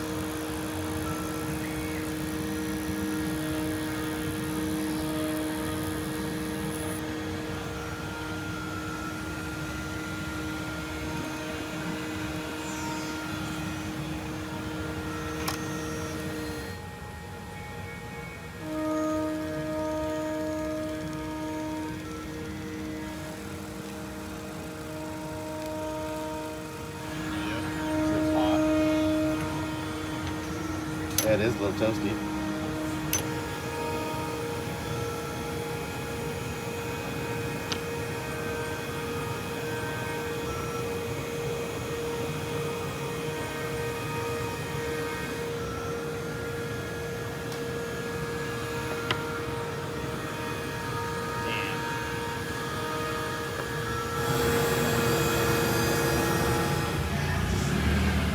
My workbench for the day.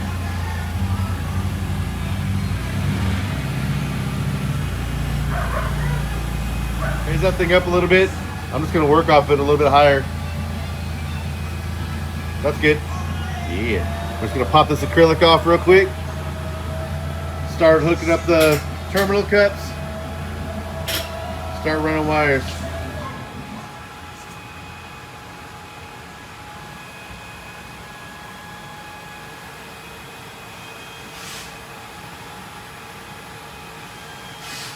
It's heavy, so.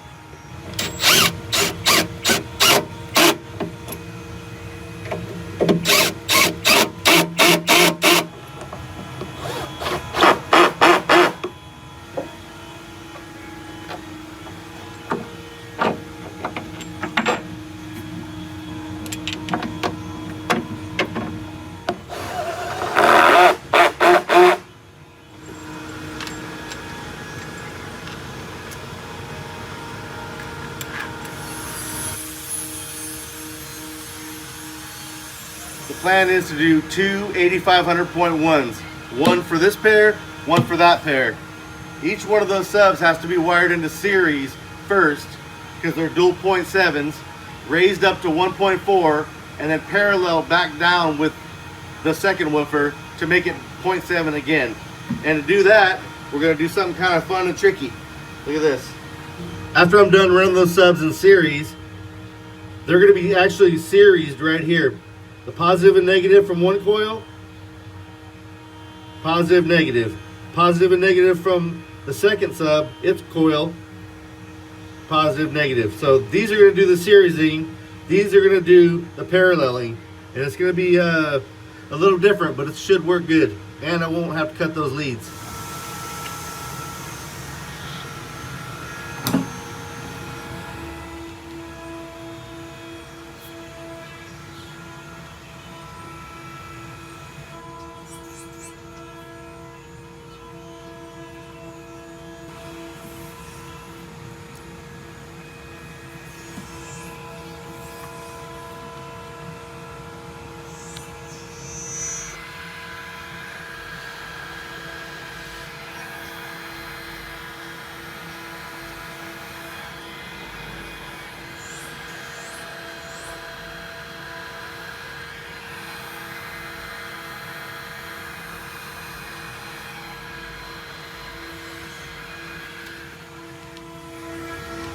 Now it would be a lot easier to drop all these subs in and then climb through that window and just wire them up right to the terminals. But that window is going to be a pain in the butt to get out later. And again, I don't want to cut the direct leads on these things any more than I have to. I could probably series them right here, but I don't want to cut them because these things can be used for something later. So they're going to be completely undamaged. They're going to go to this terminal cup, and I'll deal with whatever wiring mess I have when it's all done. So to make a dual 0.7 subwoofer into a 1.4 ohm subwoofer, you're just going to run it in series. So negative from that side, positive from this side, and they're going to be together. But instead of putting them together up here somewhere and cutting that wire, we're just going to do it down here at the terminal.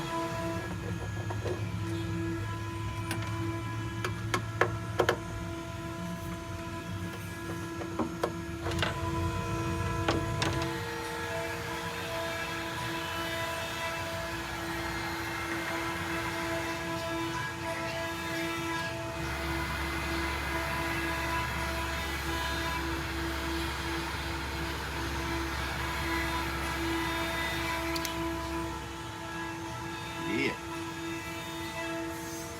Something just like that. And this can be brought down.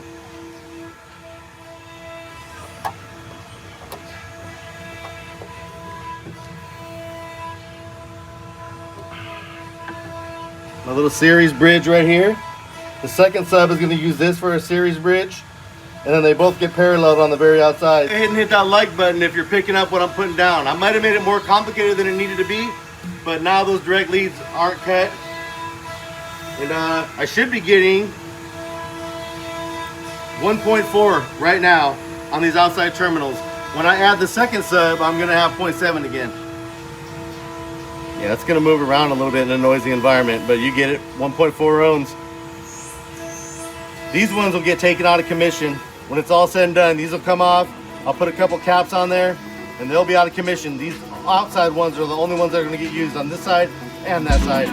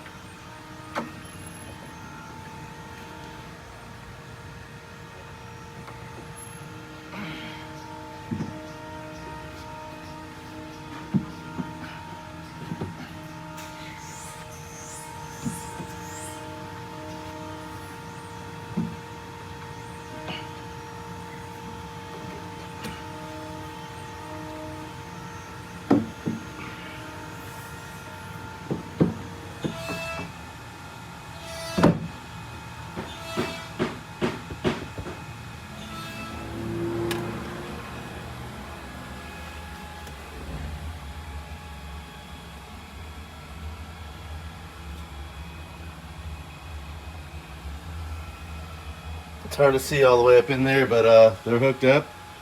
All we need now is for those things to read 0.7 on those outer terminals, and we're dialed in, we're good to go. All right, these ones right here in the middle are not being used on the outside, but we are taking advantage of the bar on the inside for the little series bar. We'll cover those up, and right here you got positive, negative. This should read 0.7 ohms. Yeah, look at that, 0.7. It's exactly what we want. Let's go to the other side, double check. Look at that, 0.7, y'all.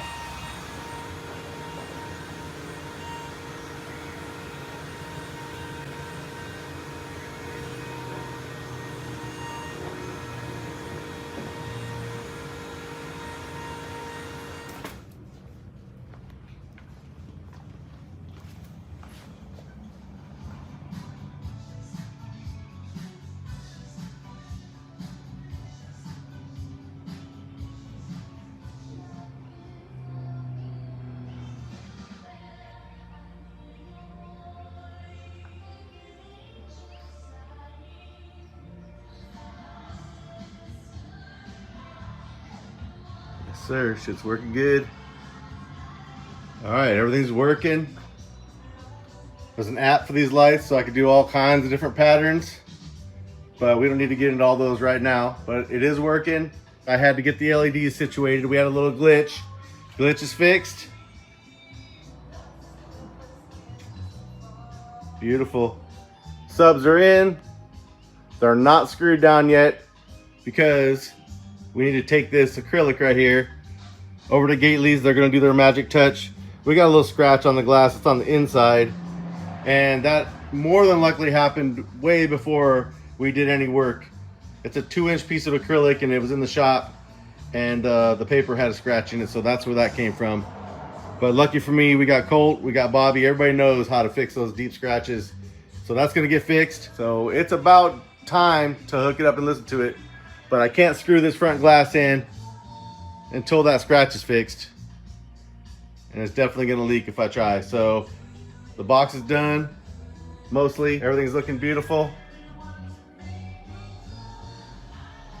Yeah. Now I hate to end this video without actually turning this on and hearing it, but I really don't have any choice because that scratch has to get fixed. And I'm not sealing this glass until it's fixed because we're never gonna get it fixed if we do that. So everything's in the way it's supposed to be. The subs aren't screwed down yet, but that's easy. All the wiring's done. This thing's ready to bump. So stay tuned, subscribe, hit like, all that good stuff. It's gonna be bumping soon. And with that, I'm out of here. Yeah. All right, everything's working. Subs are in. They're not screwed down yet because we need to take this acrylic right here over to Gately's. They're gonna do their magic touch. We got a little scratch on the glass. It's on the inside. All right, so we're over at Gately Audio. We're gonna fix that scratch, make it look brand new again. A little surgery today. Yes, sir. There it is. There's the scratch. There's a plug right.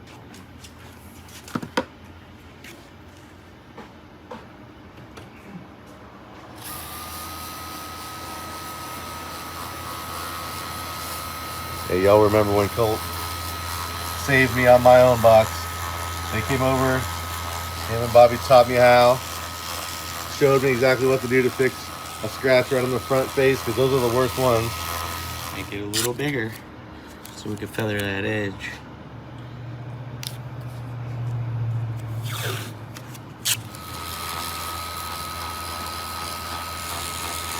Where are we at now? What grit? 800. All right, we started at 6. We're at 8. The battery group. So he's stepping out about 1/8 of an inch every single time. Yeah, just an eyeball mark, you know, nothing crazy.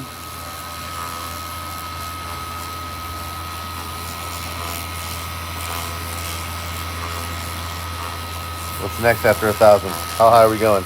I think we can go to 3,000.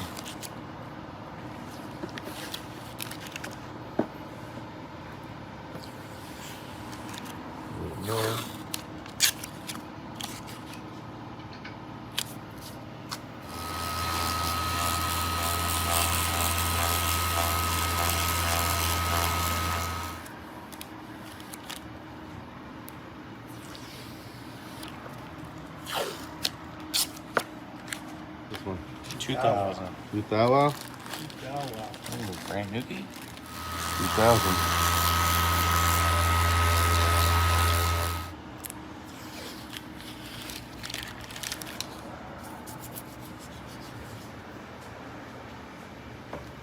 Doesn't feel like sandpaper.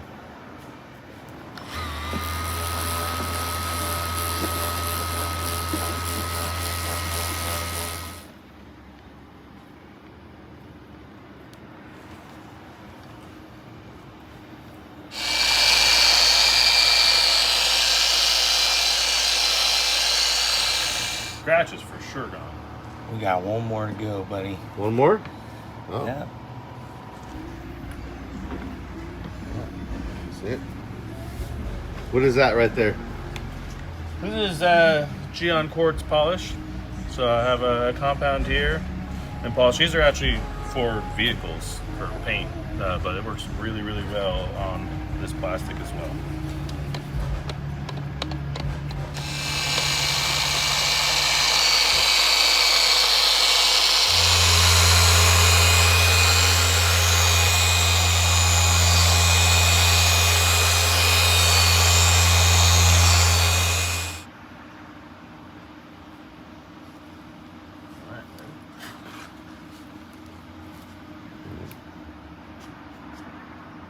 It's gone.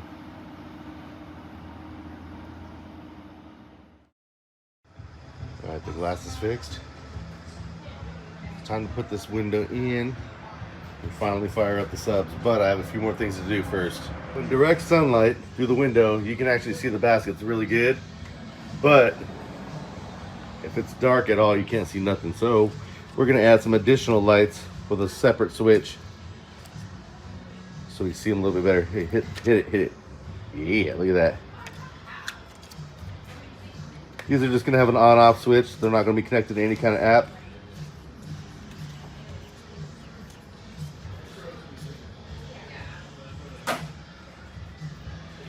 So we'll run those in there as an option before the glass goes on.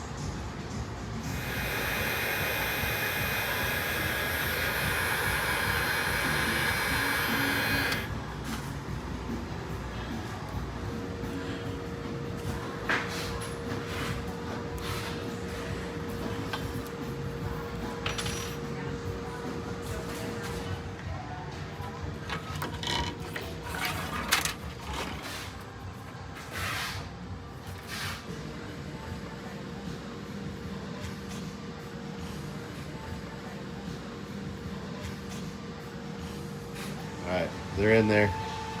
I say we plug them in. Let's see what they look like. Ooh. What you know about that? Is that good or what? Oh yeah. That shit is bright.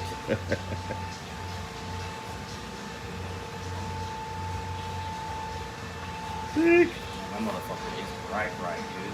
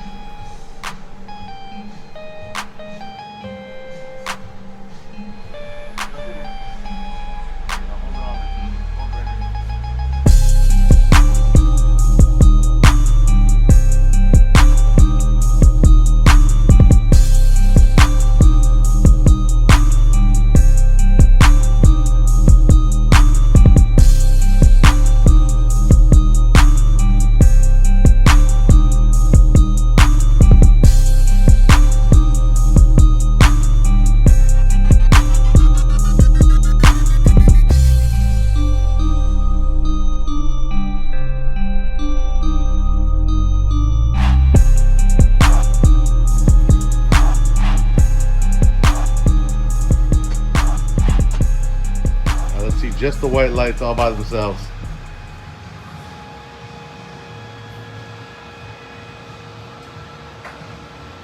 All right, this is just the interior lighting. It's gonna be an on-off switch just so we can see the subs when we want to, because it is pretty cavernous in there.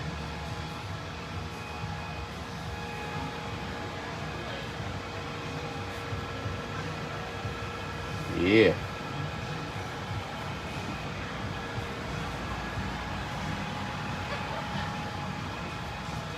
Like, turn them just all red or something. Look at that. So sick.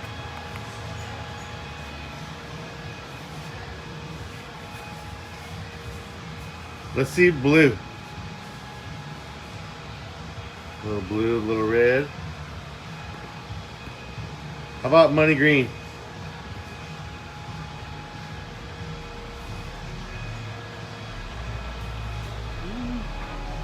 Now all that's left to do is to fasten on the subs and test it.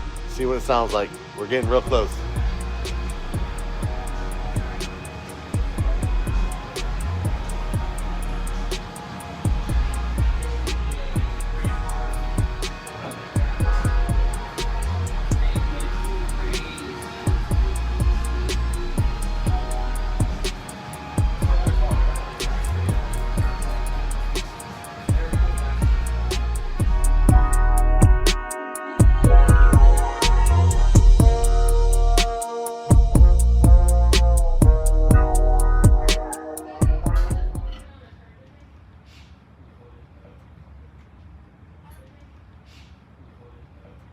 Now all that's left to do is to fasten on the subs and test it. See what it sounds like. We're getting real close.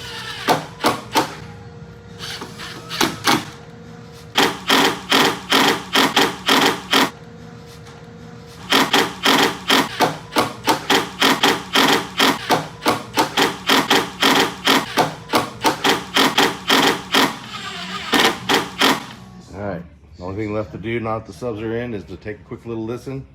Then we'll throw it in his truck and start thinking about the amp rack. Look at that. No, thank you, Bobby Gately. I enjoyed putting 64 screws in these 4 speakers. That was so much fun.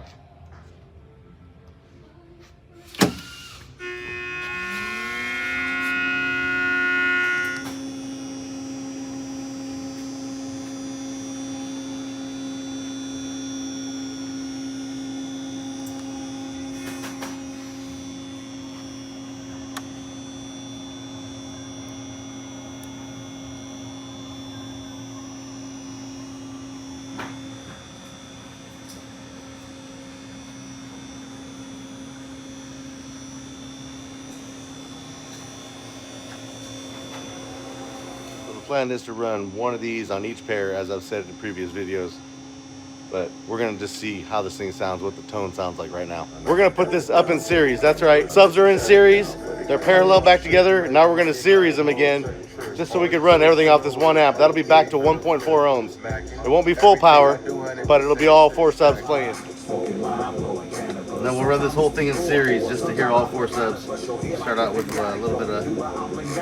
All right, to run this box in series, we got a positive from that amp going to the positive of this terminal, the negative going to that terminal, and then we're gonna run a jumper from this negative to that positive. 1.4 ohms, just for testing. If I did this right, I should be able to hear some sound right now.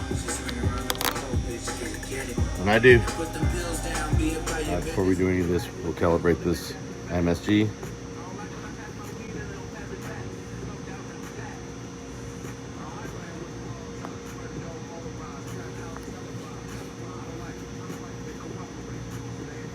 Now we're looking for that minimum. Should lock on.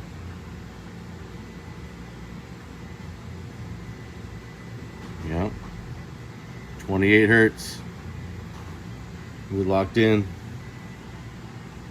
There you have it. She's tuned to 28 hertz. That's nice. That's right in the range we wanted to be. I think I wanted to be somewhere near 30, but 28 is awesome too. Let's hook up that amp and get these speakers moving just for fun. Then they're going in the Yukon. You can't hurt my feelings, bitch, cause I ain't got no feelings. Hey, how's that sound over by the port? Is it moving a lot of air? Hey, the only small issue we're having right now is that pallet is flapping and the cart that it's sitting on is rattling.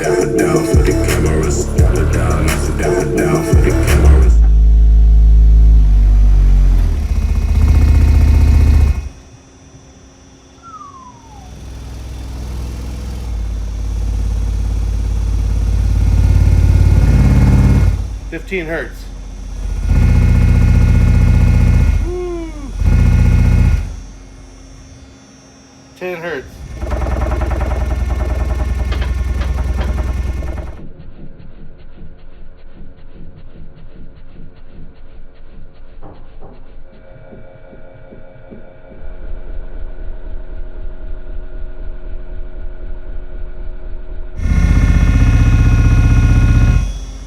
Officially ready to play.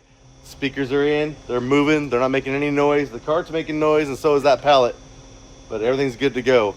Now, I'm not able to push these subs all the way out of the baskets like I usually do in my videos, but that's because we have one 8500 watt amp on all 4 speakers at 1.4 ohms. So that's probably like 5,000 or 6,000 watts divided by 4. These speakers handle about 5,000 watts a piece. So an 8500 on that pair and an 8500 on the other pair at 0.7 instead of 1.4, and we should be looking at like, I don't know, 9,000 per pair. It's gonna be real nice, so stay tuned.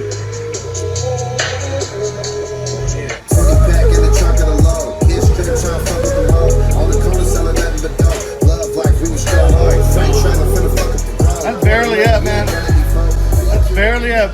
Hey, is that tone on point or what? That shit's throbbing. I'm on the backside. I'm not even over here by the port.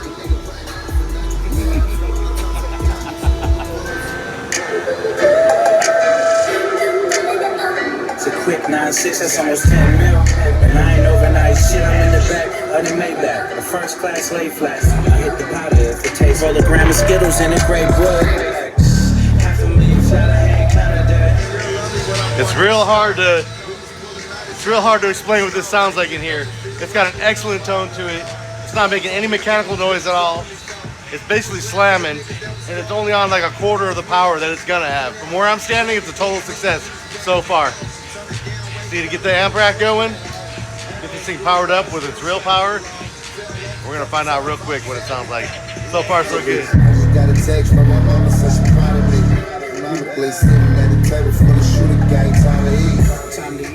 Hey, I gotta try something. It's been a long time since we've done this together. Anthony, come here, bud, real quick. Don't make me find the old video. I gotta dig deep and find it. Hey, we're gonna go way back, bud. Here's some paper. This is not scripted at all. Anthony didn't even know I was calling him, but I'm gonna bump this beat and you're gonna put that paper by the port. Remember when you were little and we had 418s? Let's see if it's strong enough to rip this paper apart, first of all. Now remember, this is only 2 woofers out of 4.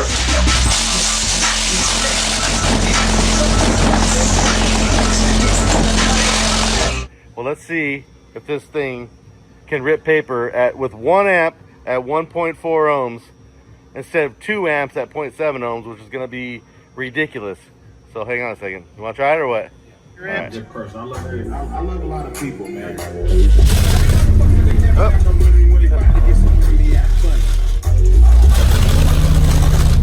Yeah. Easy money. What do you think, KK? Is that loud or what? All right, we're out of here for now.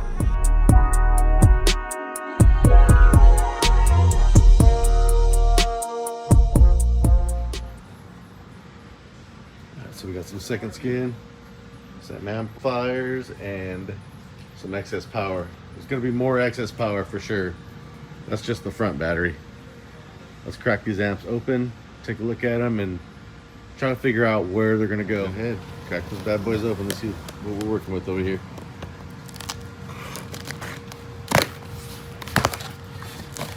Ooh.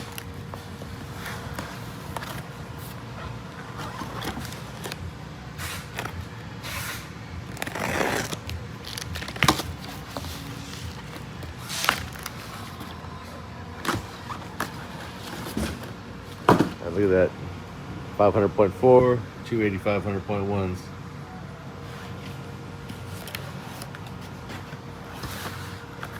Oh, more boxes. Yeah.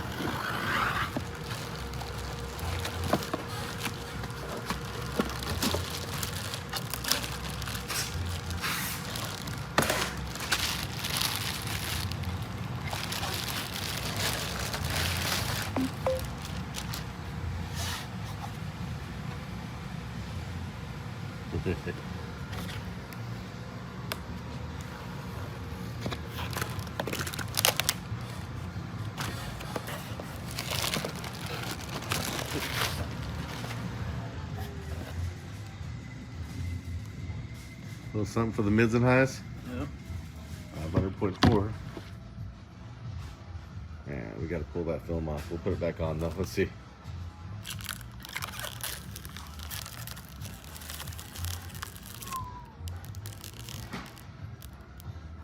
Let's see those 8500s.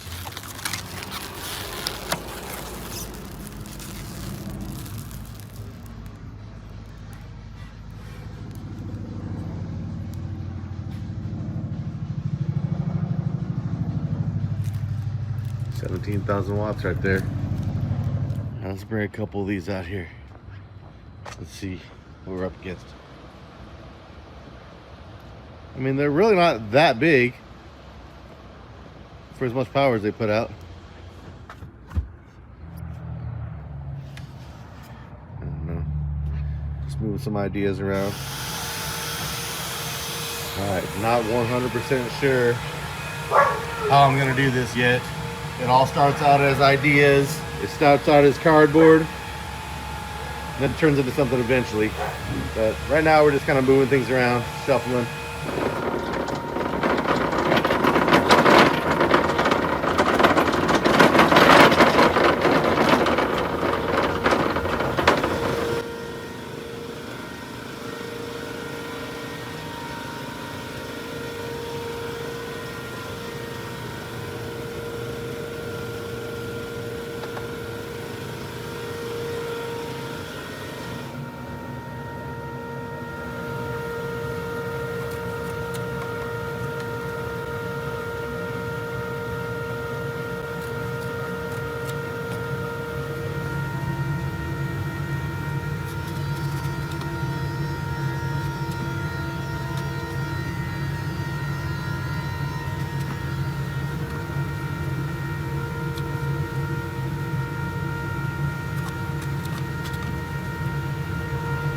Just ideas for right now. No idea where I'm going with this yet. Kinda, but not really. Here, pop that seat up very carefully. Let's see what kind of clearance we have.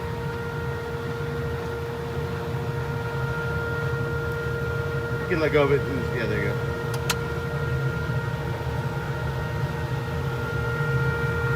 Yep. Plenty of room, huh? Who knows where it'll go from here.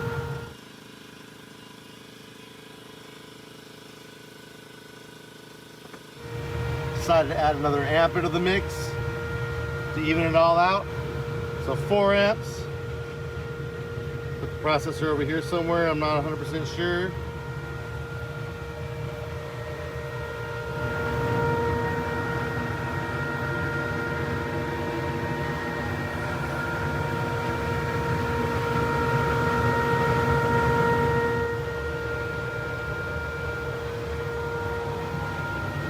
So right now all we're waiting on is some more lithium. We got 4 more excess power Titan 8 batteries coming. And then from there I can decide where those are going and the fuse blocks. Right now I'm just kind of stuck until they get here. And I think they come tomorrow. So stay tuned. Watch how this amp rack turns out. I don't know if it's gonna look like this or something totally different, but this is the process. And with that right now, I'm out of here.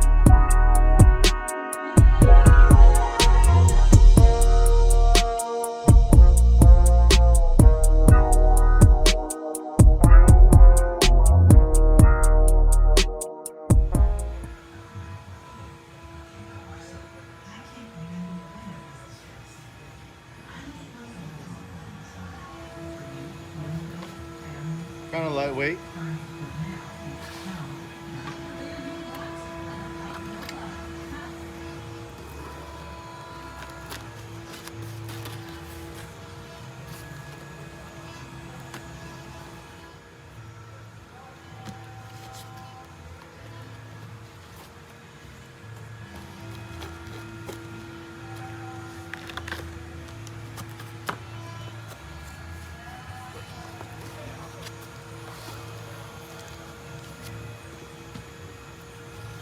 See it.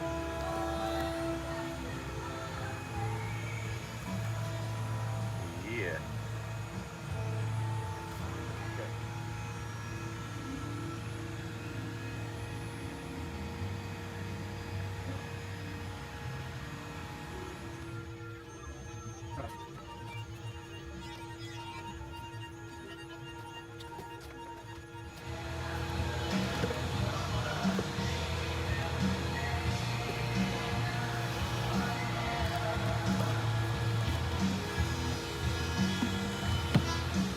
We got the 4 Titan 8 Lithiums for the back.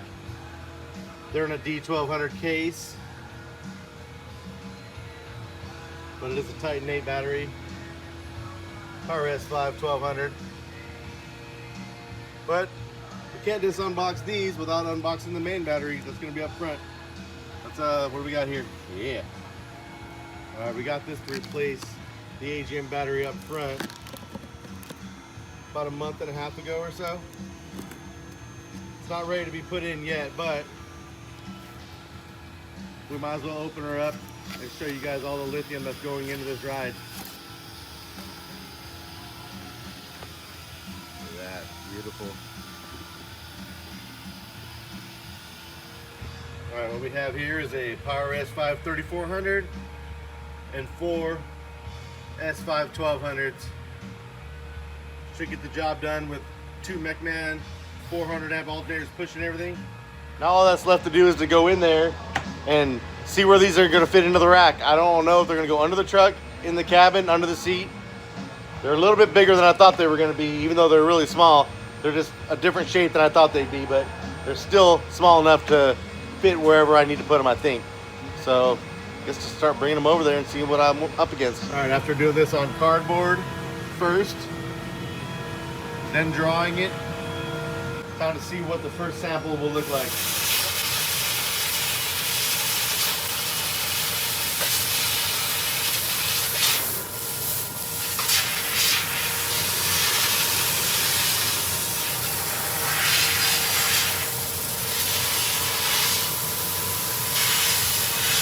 Galvanize is looking good.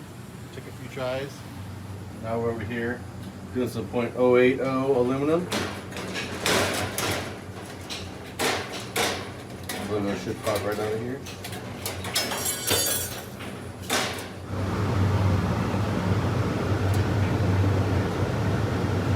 .080 aluminum.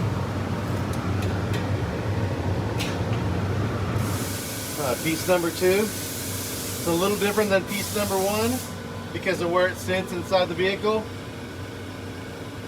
We got flaps going different directions, going around things. Just gotta bend it up, put it in there, we should be good to go.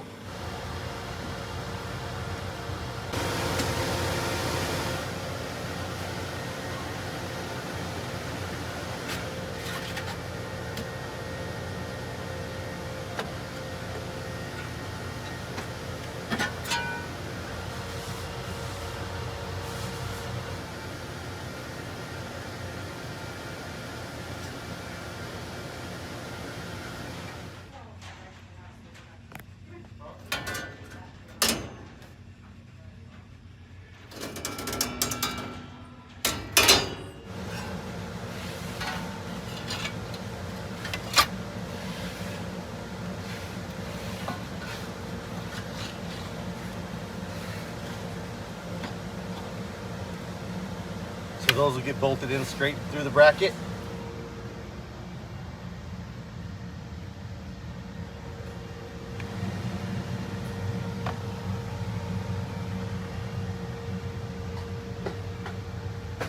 Just got to bolt them in right there. Right there, right there, and right there. These things will be done. We can start running the wires. We can start working on the amp rack.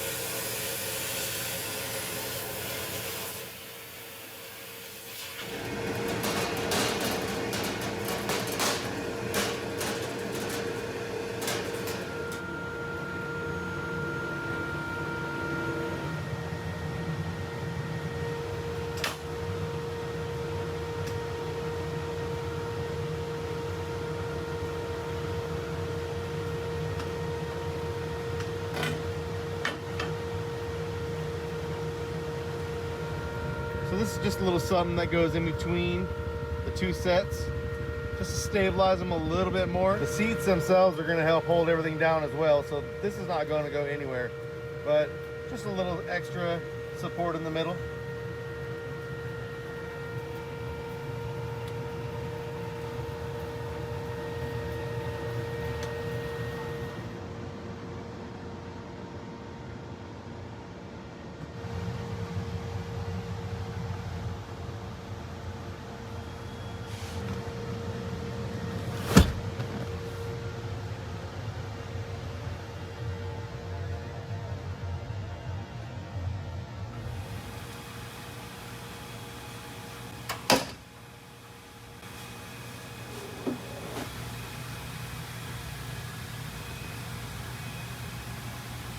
Time to pull the AGM out, put the lithium in.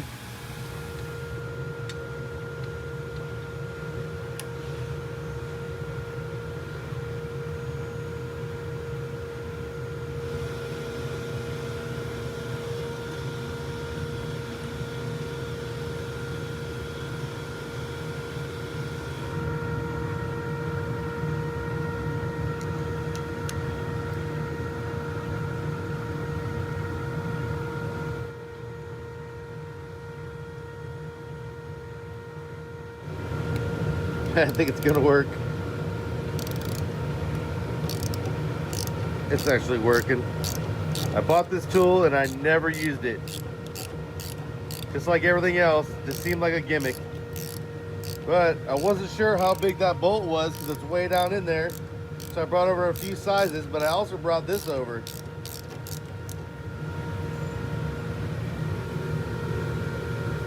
And it worked.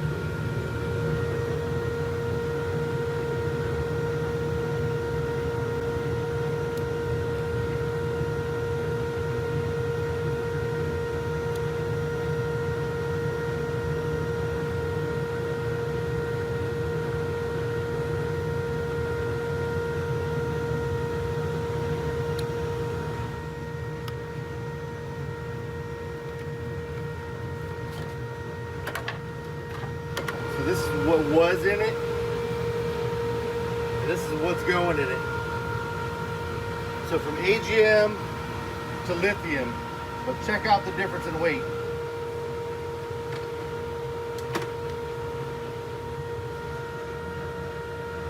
£50.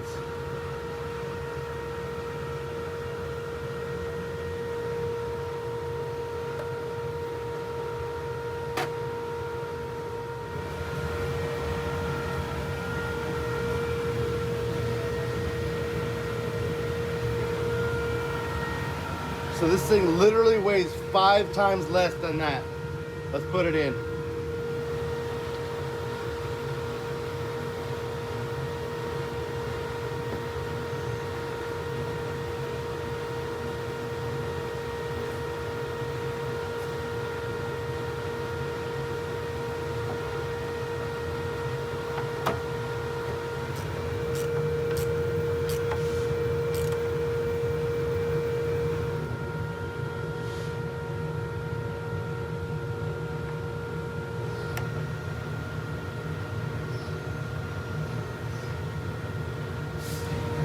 The lithium is officially in. We're good. Obviously the system isn't playing yet and the back batteries aren't wired, but let's see the difference in starting between the battery that was in there and the battery that's in here now. It should be kind of dramatic going from AGM to lithium. And I didn't really do it before because I didn't think about it, but you'll just have to take my word for it. That's crazy. I've never heard it start like that before. We're charging it really good too.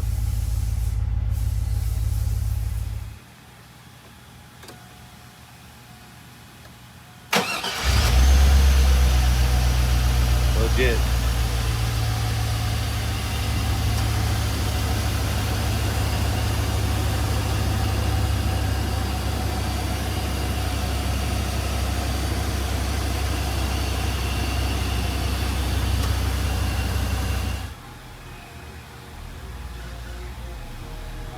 And back here,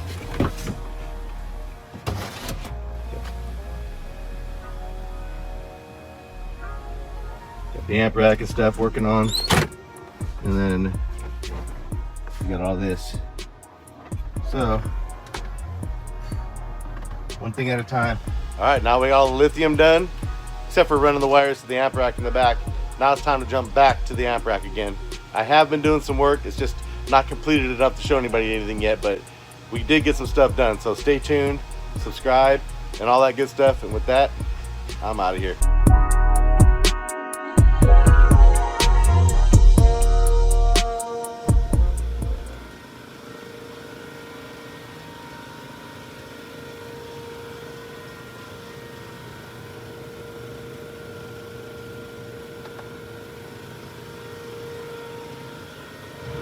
So 4 amps.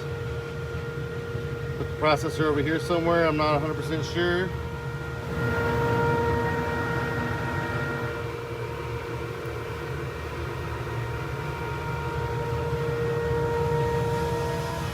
Yep, it all starts out as cardboard, Frankenstein pieces, so I can get the general shape, which I have. Now I'm going to slice these off, just the ends, because all I really want is that. The top and bottom are straight, so that's easy money. These little curves are the hard part. So once I have those perfected, I can add that back in, and then we can turn it into a real piece of something, some kind of material. I'm not sure what. Steel, HDPE, birch, acrylic, I don't know. But these are the things I go through to get the shapes that I want. And there's probably different ways, but this is what I know. So here we go.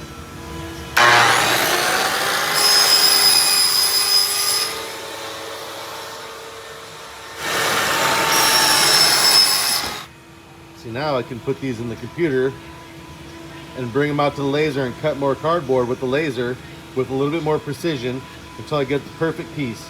Like I said, I'll add that back on to make one full piece, and once I'm happy with it, then we turn it into something better. But before I even start thinking about taking it over to the computer and drawing it up, I'm gonna get rid of all these little pieces and refine it a little bit more on a nice piece of cardboard.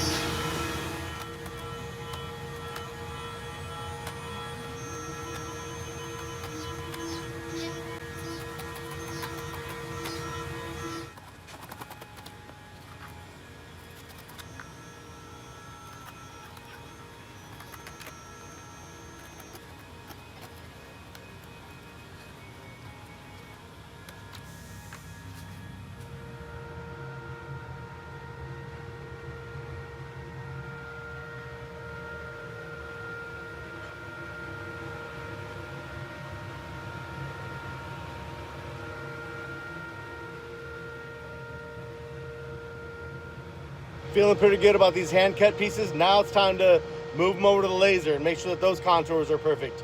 And when they are, we can start progressing. And so as you can see, I took a nice picture of them on the wall, brought them in here, traced around them. Now I've got the general shape again for the laser, and I don't doubt that I'll have to make some more changes on this. And here we go.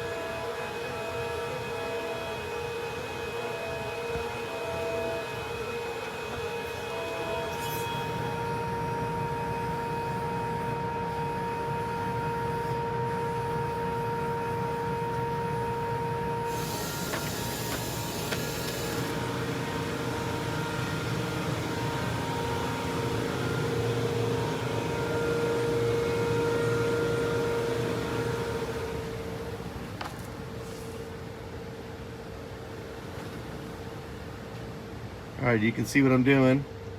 We're getting close. We're still cardboard, but we're looking good. It's starting to look like something at least. And as soon as I'm really happy, we're gonna move it over to something a little nicer. Some acrylic or some aluminum, or some acrylic and aluminum. Some LEDs. Not sure, we're doing this thing one step at a time, freestyle. All right, we got some 3/4 inch acrylic on the panel side. Gonna bust it down a little bit. Bring it over to the CNC machine, cut it up.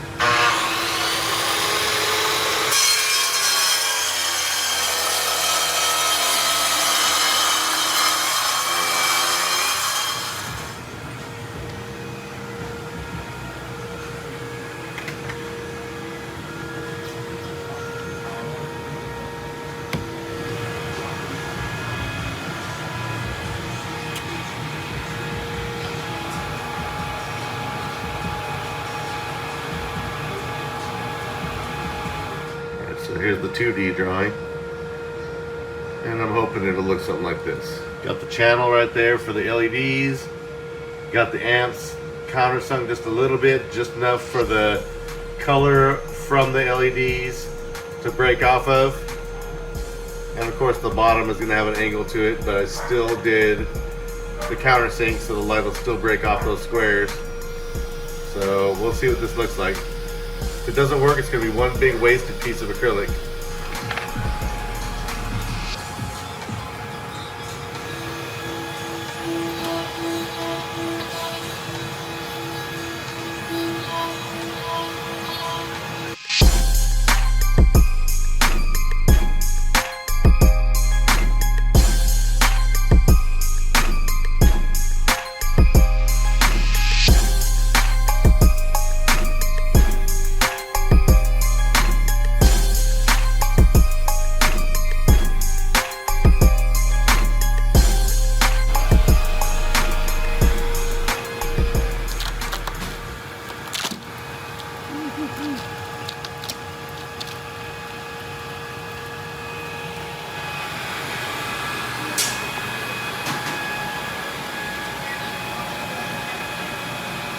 Hopefully it fits.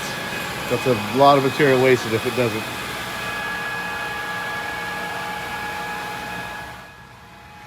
Hope it fits, hope it fits, hope it fits, hope it fits, hope it fits.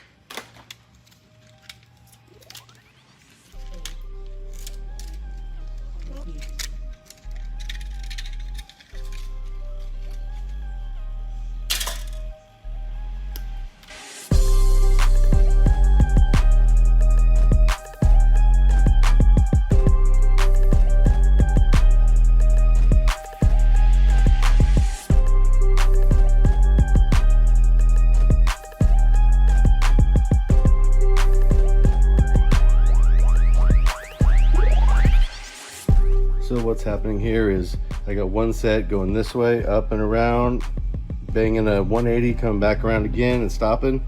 Second set doing the same, going up and around, banging around, coming back around again. So one's shooting light that way, one's shooting light this way. I learned that over at Gately Audio. Shout out to the boys. That's a cool little trick.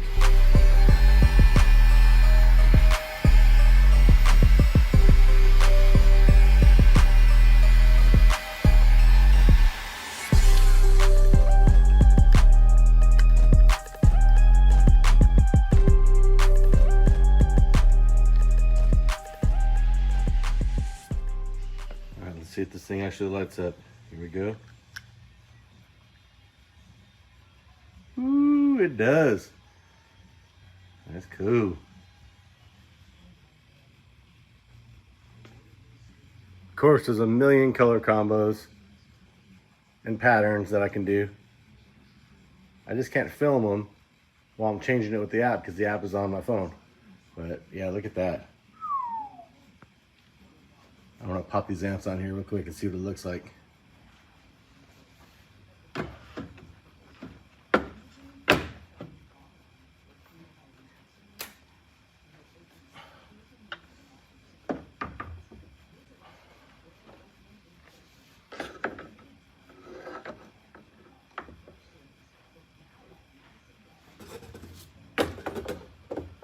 So when I designed the lighting scheme, I wanted to come in between all the amps and all the processors so they could light up half and half the way that I did it.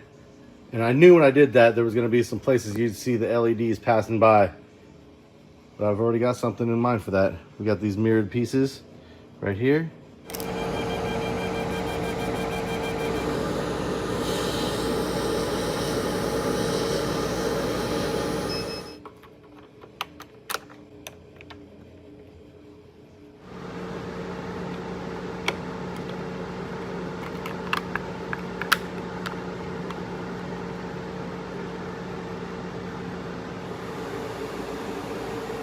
So I'm gonna do thicker feet than that. These are just the temporaries while I was figuring it out.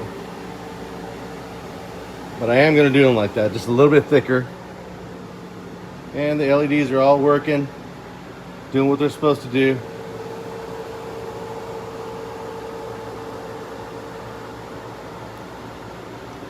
It'll all make sense once it's all installed.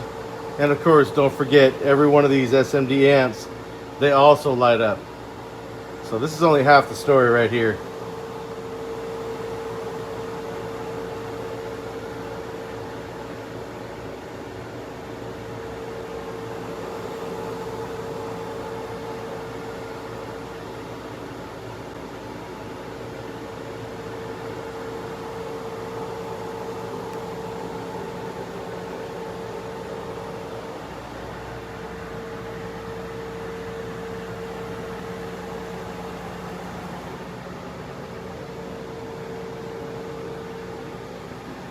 Even though I'm not ready to put the amps in it just yet, I got a couple more things I want to do to the rack first. I still wanted to see it in this truck before I called it a day.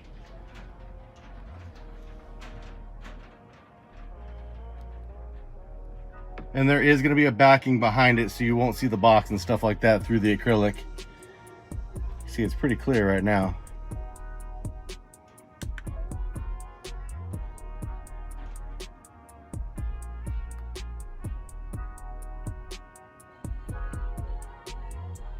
Stay tuned for the next video. I should have a little bit more progress, I hope. And with that, I'm out of here for right now. Yeah.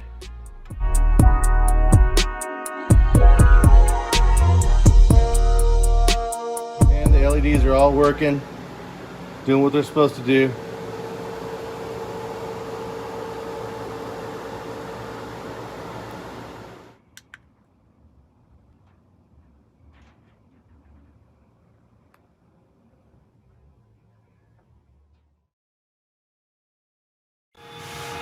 Alright, check this out. We're going to do the bottom tray now. Hopefully it's good, because again, it'll be a lot of wasted acrylic if it's not good.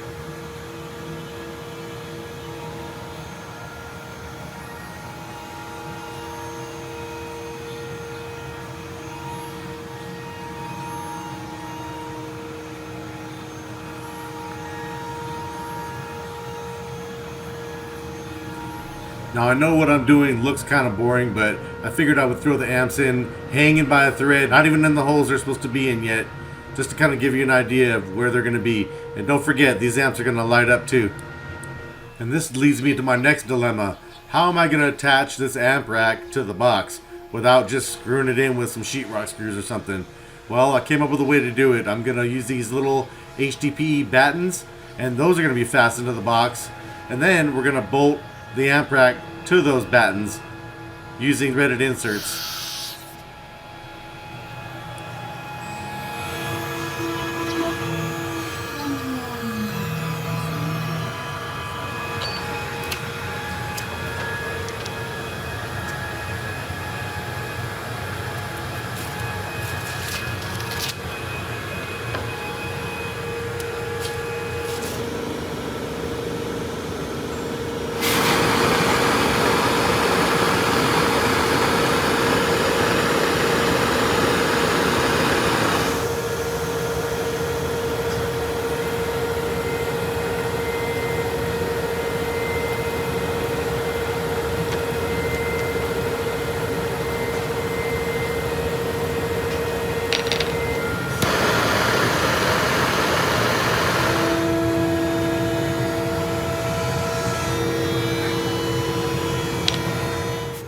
Get it nice and hot, push it in there, watch the HDPE surround the barb. This thing is never going to go anywhere, I hope. Now since I ended up putting the cart before the horse when I was designing this, now I'm kind of stuck and I have to figure out a way to find out where those battens are going to be in relation to the bolt holes that are already in the amp rack. Well, a little bit of template tape with those things bolted to the rack already, and that should do the trick. As soon as we remove these bolts, they're going to be where they're supposed to be, and I can screw them in. And with the nice clean bolts being used, that means I can take this off and reattach it anytime I want without maiming the box.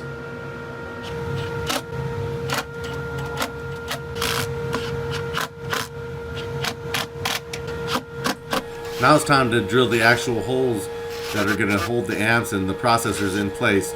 We're going to use some little brass melt-in inserts to do the job and make it nice and clean and strong and sturdy. There's definitely a lot of these to do, and it's always sketchy to do this because one wrong move and you can shatter this acrylic or ruin everything. Even a scratch can ruin your day.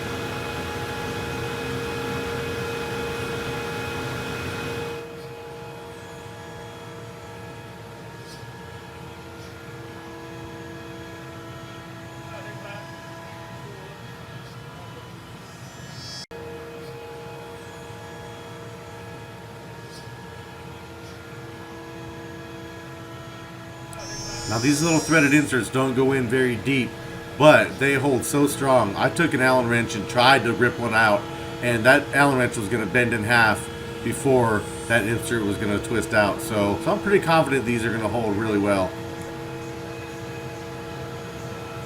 So right now I'm bolting these amps in, but they're not going to stay like this. They're going to come right back out. I'm just doing this to make sure that my whole alignment is good. I have more stuff to do to this rack before it's ready to go inside the vehicle and have amps mounted to it and everything else. But I do need to make sure that the bolts line up before I go any further.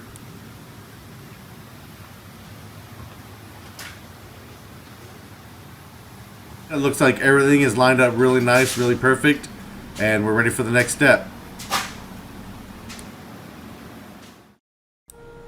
Okay, I'm going to have to switch gears real quick. I know I'm right in the middle of the amp rack, but in order for me to go any further, I'm going to have to figure out where all my wires are going to go. And that means fuse blocks, distribution blocks, ground bars. I have a solution, but you know it all starts with cardboard first. And I can't really do anything else with the amp rack until I figure out where all these wires are going to go. So that is leading me to what you're about to see right now. First cardboard, then aluminum, then hopefully a nice little platform. Then we can jump back to the amp rack. It started out rough yesterday, now it's turning into something slowly but surely. And then when I'm happy, it'll turn into aluminum once again. Okay, so a couple of these morph into a couple of these. A little double-decker platform. You'll see in a minute if it actually works. Now we're on to some aluminum.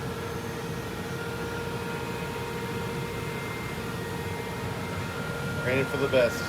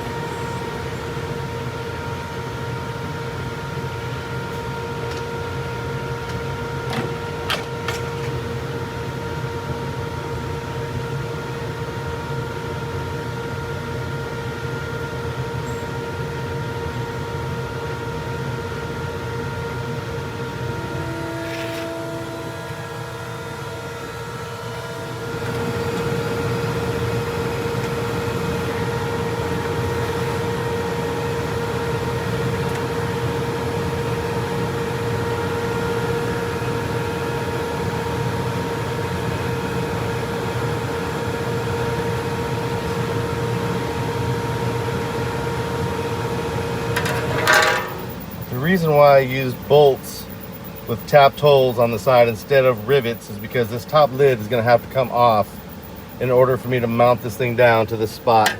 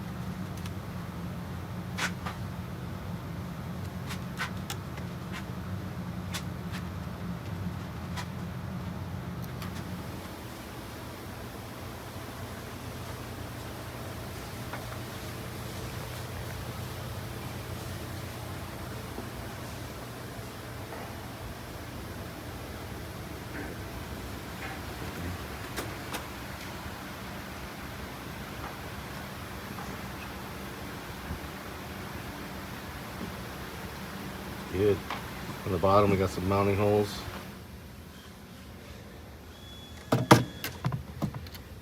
Something like that right there. Fits in there like a glove. All I gotta do is remove this top plate and bolt it down, put it back on. It's a done deal.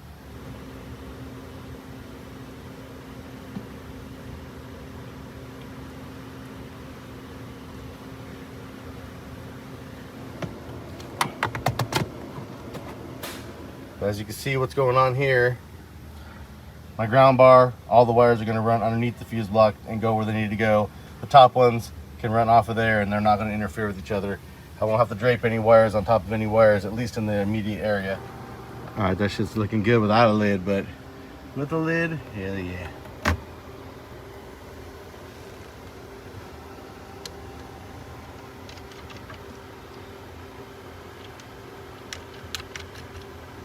All right, shut that to make sure we got plenty of room.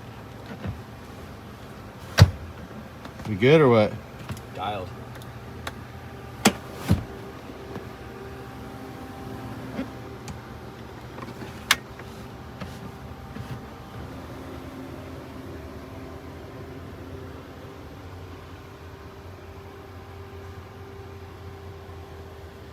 All right, we got that out of the way.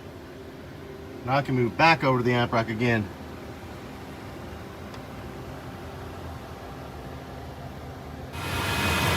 All right, now that I've had this in the vehicle, made a couple little marks on it.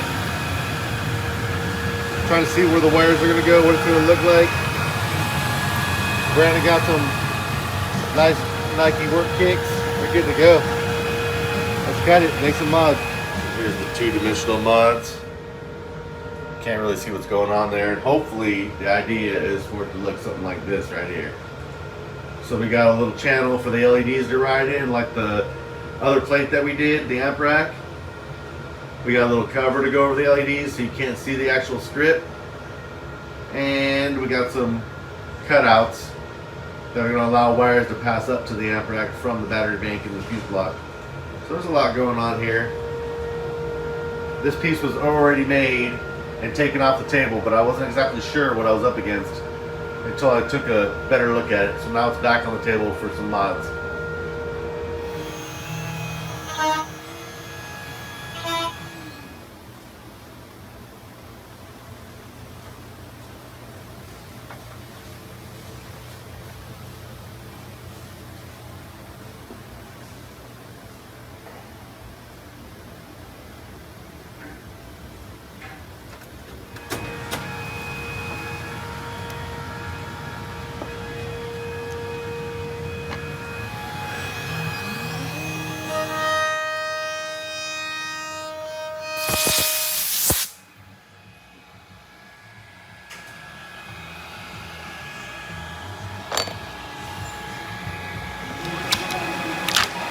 Dude, pick that bad boy up, let's see it.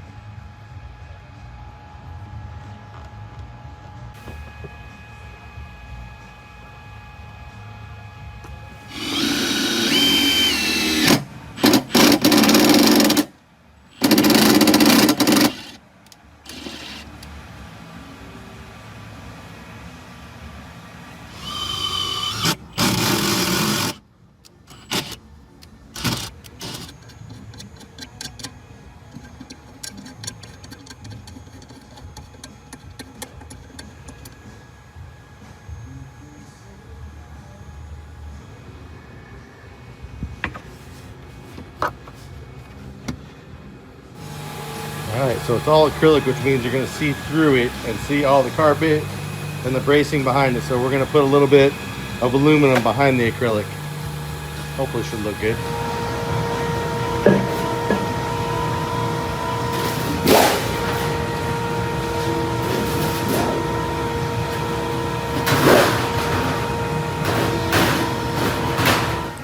Now you might notice that I went half and half with all these pieces, and even triples when it came to the big piece where the amp rack is. And that's because this piece right here is over 50 inches and the amp rack itself is over 60 inches. I only have 48 by 36 inch aluminum sheets in stock, so it made it a lot easier for me. Plus, placing it and getting it all lined up is going to be a little bit easier with it this way as well.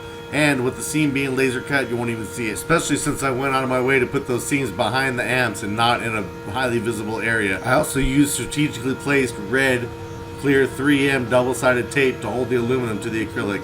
It's a permanent bond. It's never going to come off without being ruined. So no problems there at all.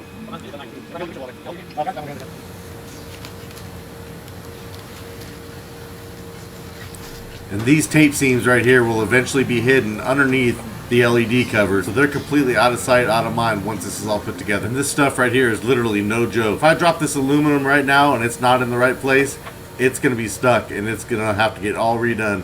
So you have to be real careful with it and make sure everything is lined up before you make that final drop.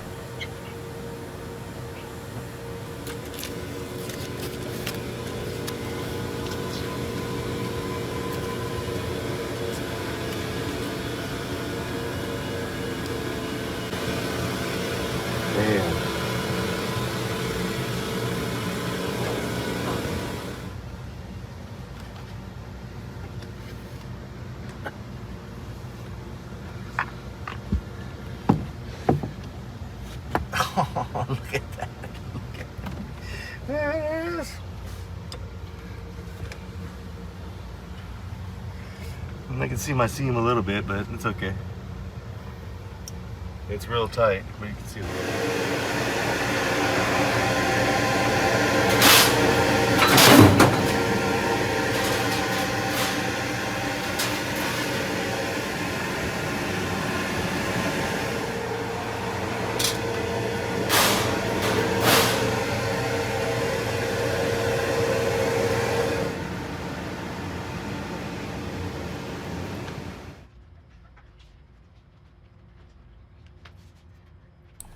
So as you can see for the amp rack portion, I went ahead and put all the red double-sided 3M tape right behind where each amplifier is going to be, so it's not going to be able to be seen at all.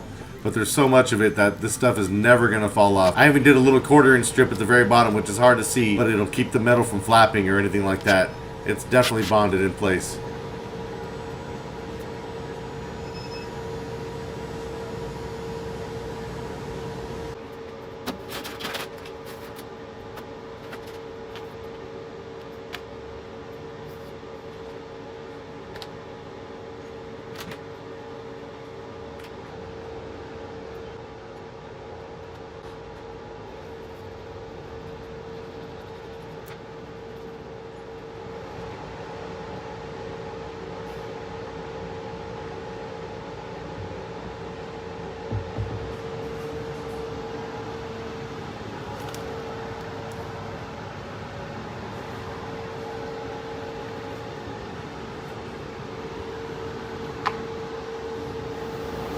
Alright, I know I'm jumping around a little bit, but you kind of have to do that when you're doing this because everything I do is relying on the last thing that I did. And it's easy to make life real difficult on yourself if you don't pay attention. So we're over here, we're going to do some LEDs on this. Hopefully this thing will be a wrap, this piece right here, for sure.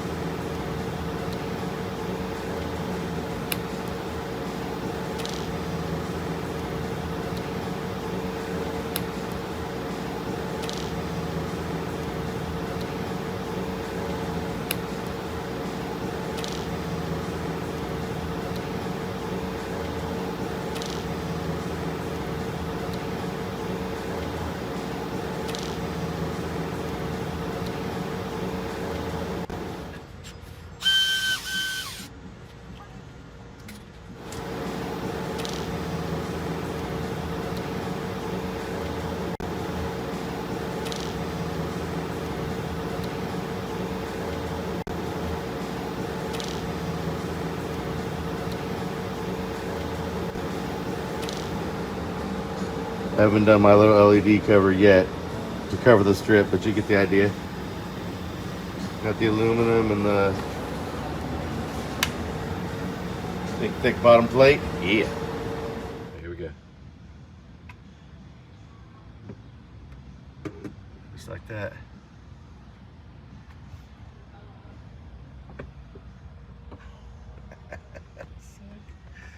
Just gotta do my little LED covers so you can't see nothing.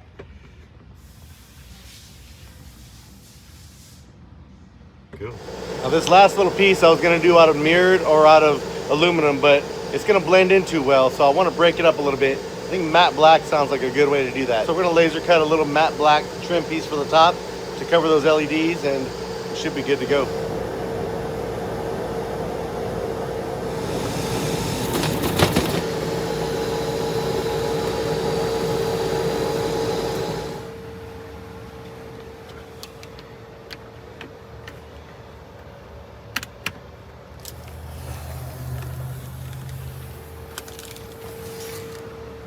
Okay, that should cover up the LEDs real nice. If you saw the last video, you know that the amps are going to cover up these LEDs for the most part, except for a couple little hidden tricks. But yeah, this is going to be good. Let's light it up one more time.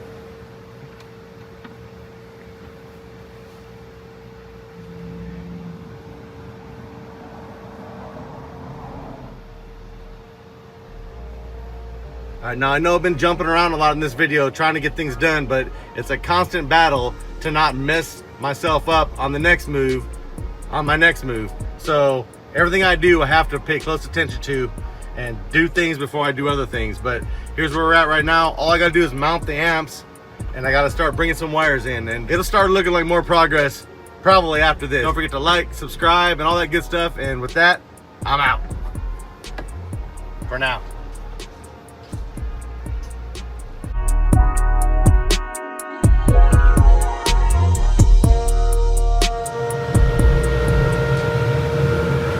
So as you can see, we're back to the cardboardy design. Just doing a couple little top pieces to make it kind of blend in a little.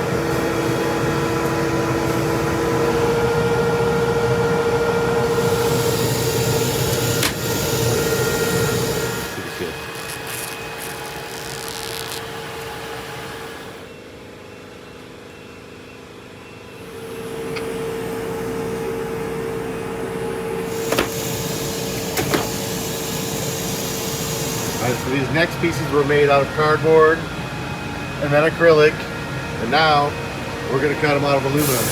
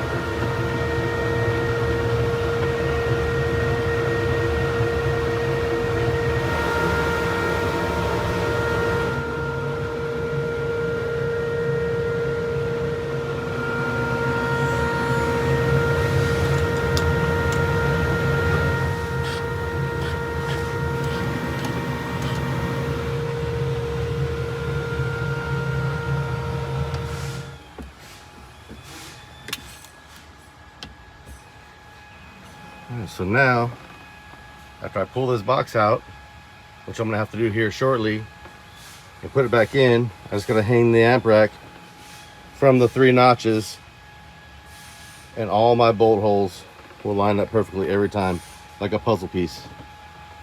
Just trying to think ahead and not make life more difficult later, although it's taking a lot of time right now.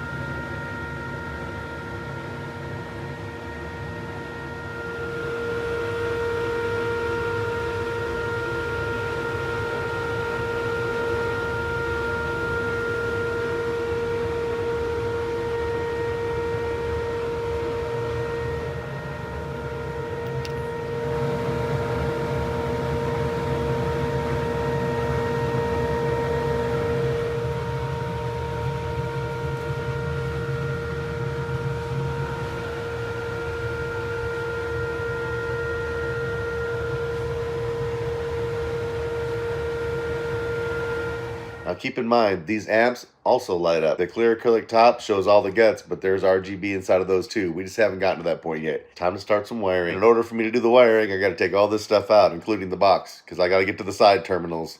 And I also gotta run wires through the amp rack and all sorts of places. So this was a lot of work to get to this point, but the fun is just beginning. It's all the little things that take the most time around here. Just when I thought I was ready to run wires, the box has to come back out, because I got to do some stuff to it and get those power wires that are in the side panel. I got a bunch of holes I got to drill in this amp rack, but it's going to be fine because those channels will allow wires to pass around and move around.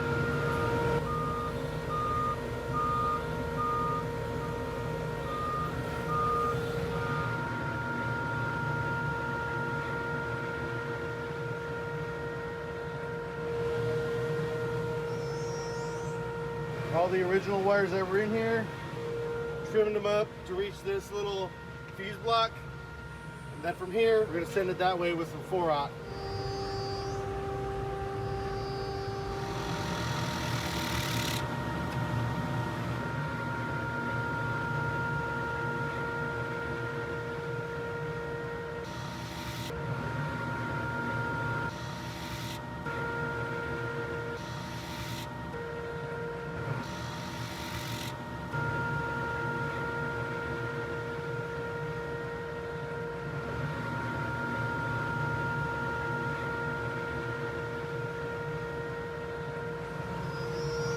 It's a little cleaner now.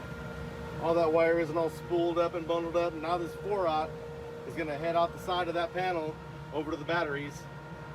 I should be able to start putting some of this back together.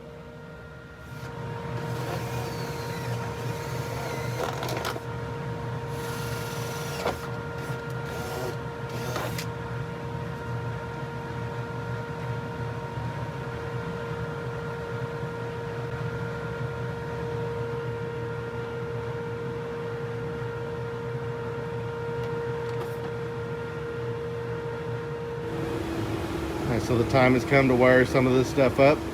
Some of it's going to be done inside the vehicle, some of it's going to be done right here on the table. We got some Resonix RCA cable here.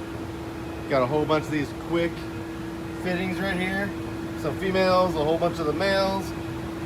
Custom length RCAs. Should be nice and clean when it's all done.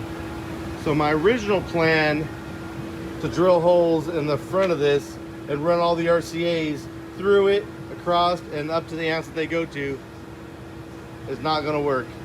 As soon as I drilled these holes, the dust got in between the aluminum and the acrylic, and it's very hard to get out of there because this is bonded together.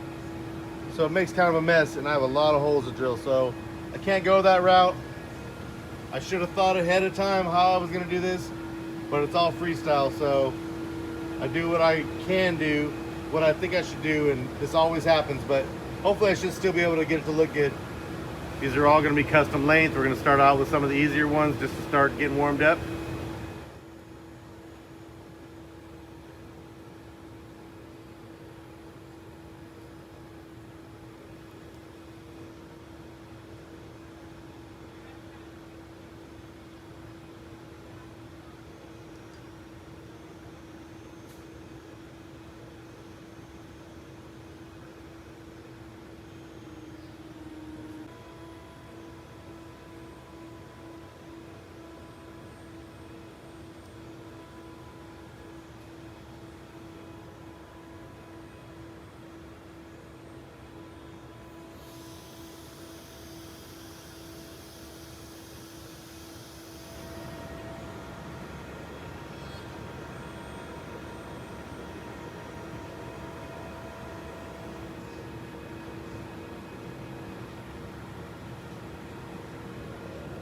Just like that.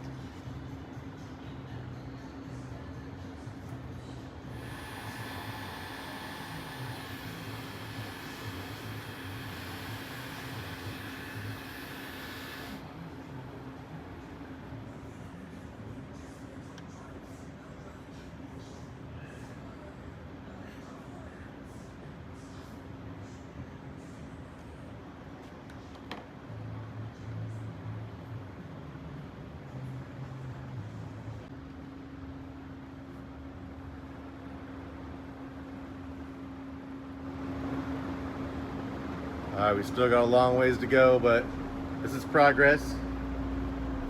These wires might have to come back off, so I can put the rack in the vehicle, then put the wires back on. I just want to make sure everything's gonna fit. As you can see, we got some really tight 90s right here. Everything's real close, but we're making it happen. All this stuff is gonna come down below the amps and disappear. You shouldn't be able to see much of it. If you can, I'm gonna make it look good, so no worries there.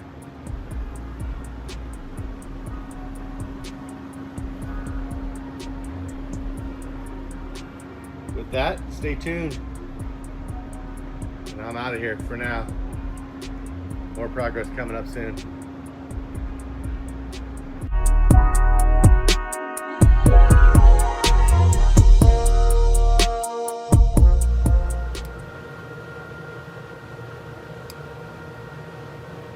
Alright, it's just about time to slap this thing into the vehicle, but it's going to be so heavy I'll probably have to remove these gigantic wires off of it and maybe even the bottom 2 amps and put them back on once it's back in. It's just too much to lug around. I already know where everything goes, so it's really no big deal.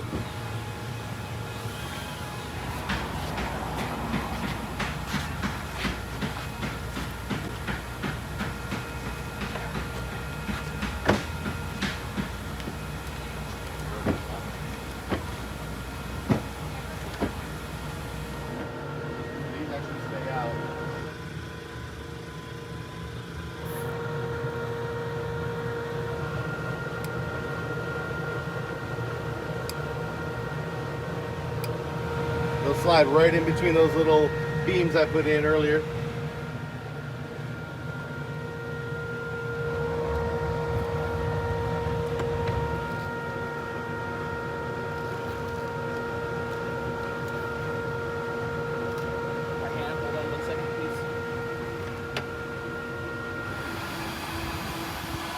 Getting ready to put the box in here in a minute. A couple little 8-gauge ring terminals. They'll attach to the side.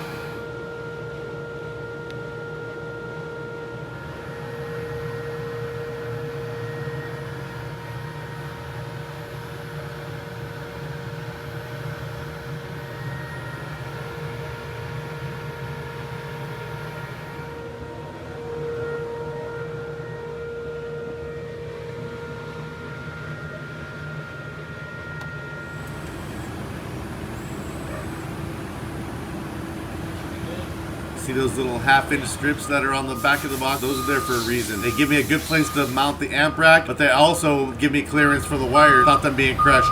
If you're asking why we're all the way at the very end of those forks, it's because those are my extension forks. We didn't feel like taking them off. We don't really need to. They're fine. But yeah, it is way out there. And that's going to help us get it into the vehicle too without having to get up close to that hatch. So it's win-win.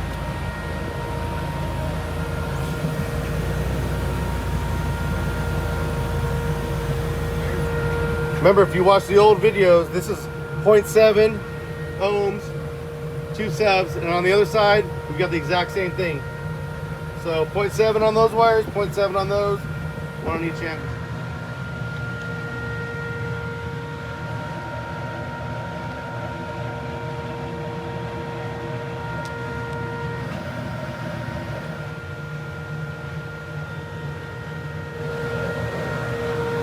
Wires all prepped. Heading to the rack, ready to put the box in.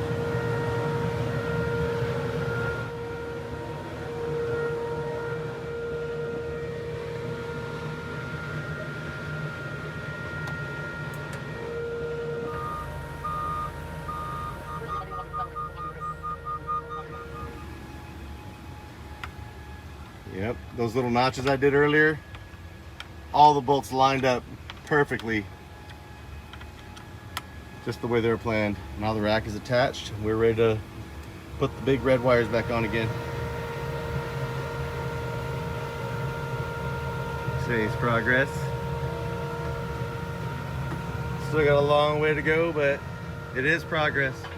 If you're just now joining us in this video series, you might want to look back and see all the other previous build videos to kind of understand how we got to this point.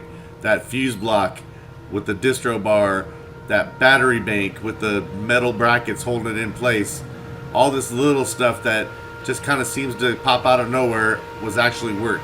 So check it all out. See how it all became what it is. Ugh. We got the fleet today. Most of them, anyways.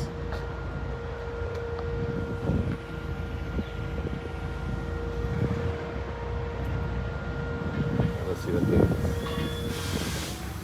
Got a little curvature on it to match the plastic.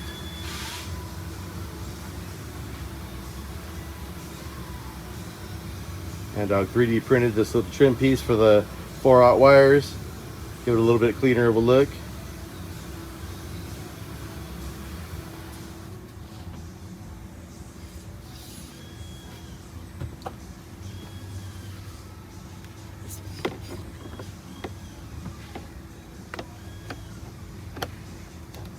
Nice, bud, nice. These gigantic wires right here are 4/0 sky high OFC. These ones right here, we got 2 red 1/0 OFCs. The rest are 2/0. Same for the black, matching.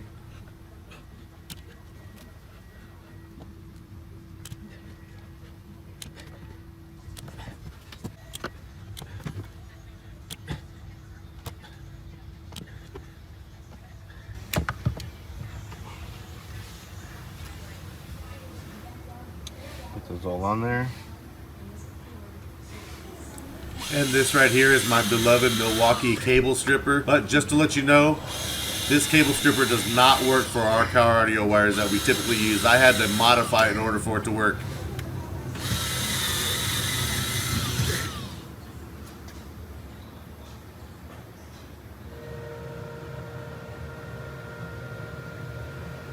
And this right here is my beloved Milwaukee cable crimper.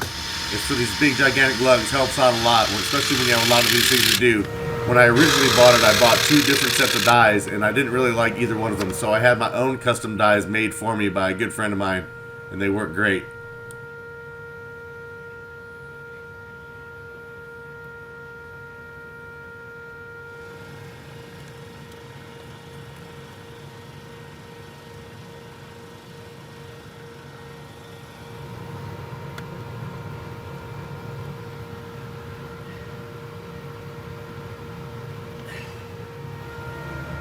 So we're gonna do a 2, a 3, 4 6s, and 1 100 on this.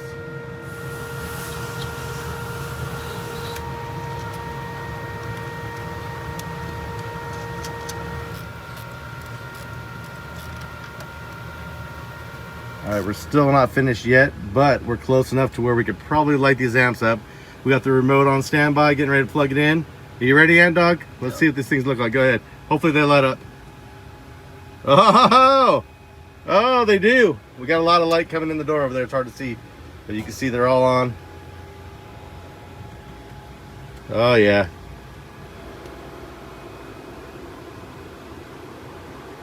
Turn them all red.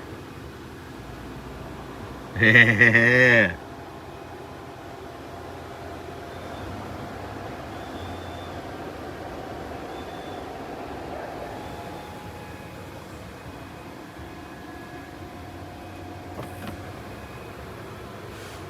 Yeah, we still got a ways to go with the wiring, but I had to see what this shit looked like before we leave for the weekend. Still got to light the processor up and the remote volume.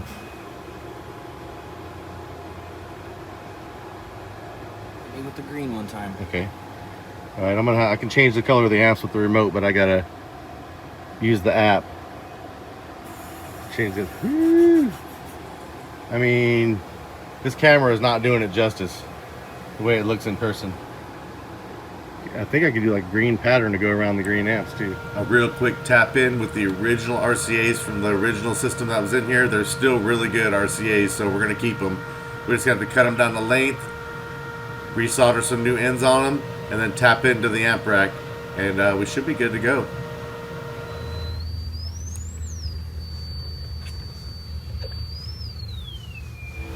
All right, here we go, July 3rd.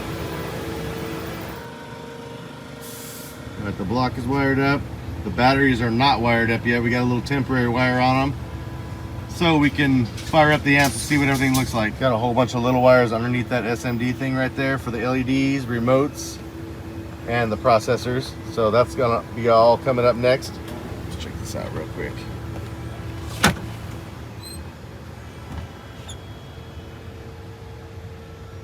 Kind of dark in here, kind of hard to see, but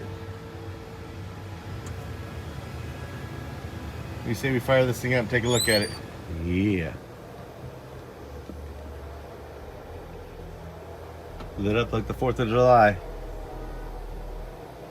Bad as hell. Can't wait to hear it. As soon as we get the DSP lit up next week, after the weekend, give it a good taste, listen to it.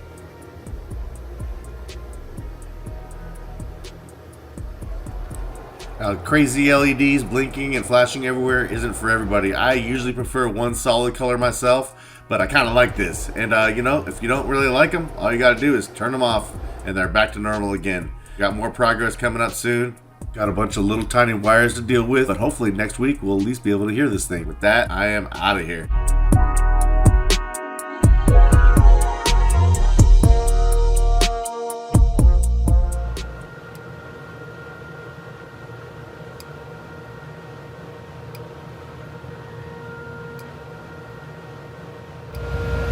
So as you saw in the last video, everything's working good, everything's lit up, nothing's really playing yet, but here's where we're at, something like this.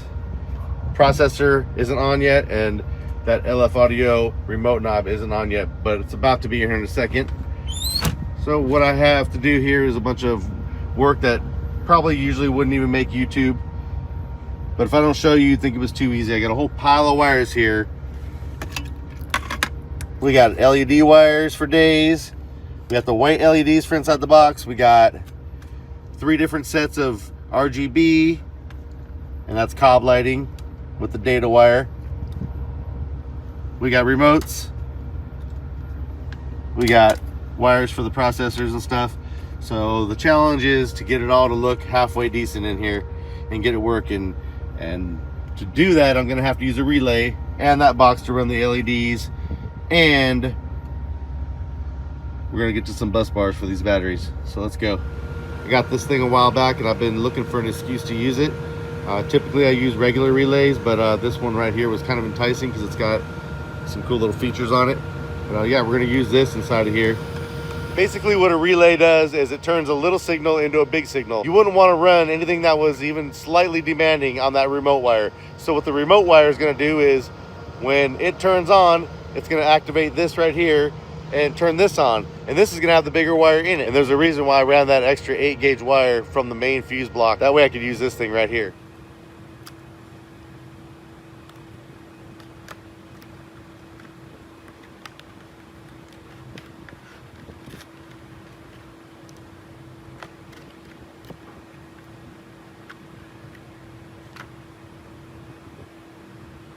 Really nothing to it. We got a big positive that's going to come in here. We got a negative for the actual unit. And these are all going to trigger whether or not these are active. Pretty simple. So we use a couple of them. We use one of them, maybe channel 1 for the remotes. So everything that has a remote on it will get triggered off of that, instead of trying to drag down the head unit by using the factory remote for all that. So the factory remote will trigger a positive over here, which will open up this big one right here. And then I'll have another one that will trigger, when I turn the LEDs on, it'll allow power to come through another bigger wire, which will run that box. Those LEDs are pretty demanding, especially for how many we have. We're gonna need some kind of relay. So this should work out great.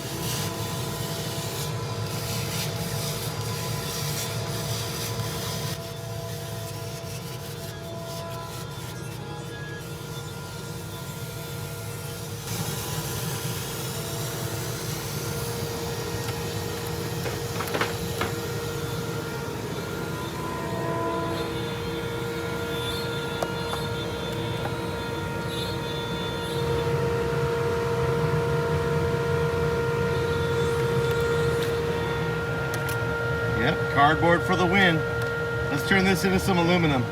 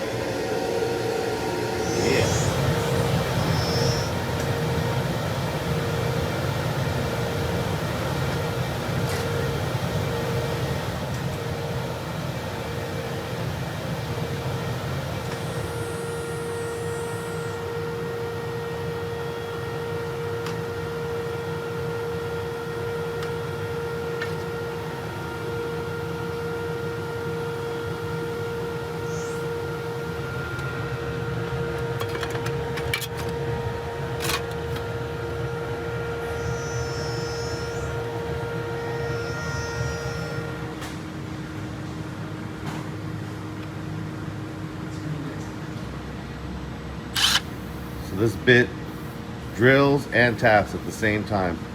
Works good for the little stuff like this.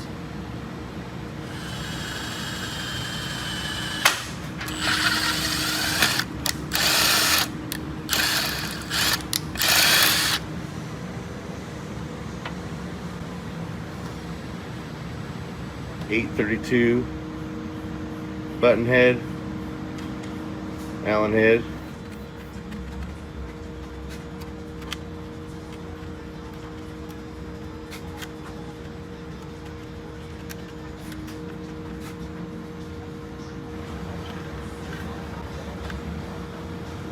These other devices right here, like this little switch box and this LED controller, don't really have any way to mount them with a nice fancy screw, so we will use the magical red 3M tape.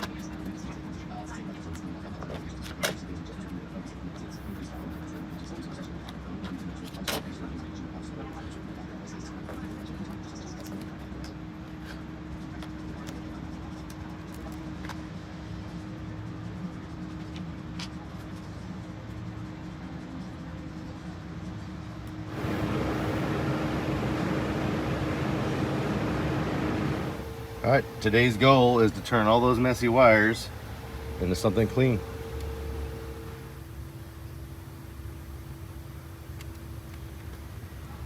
What a mess, but slowly starting to form into something.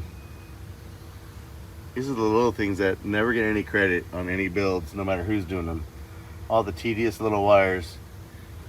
There's probably like 30 in there. And I gotta add a couple more.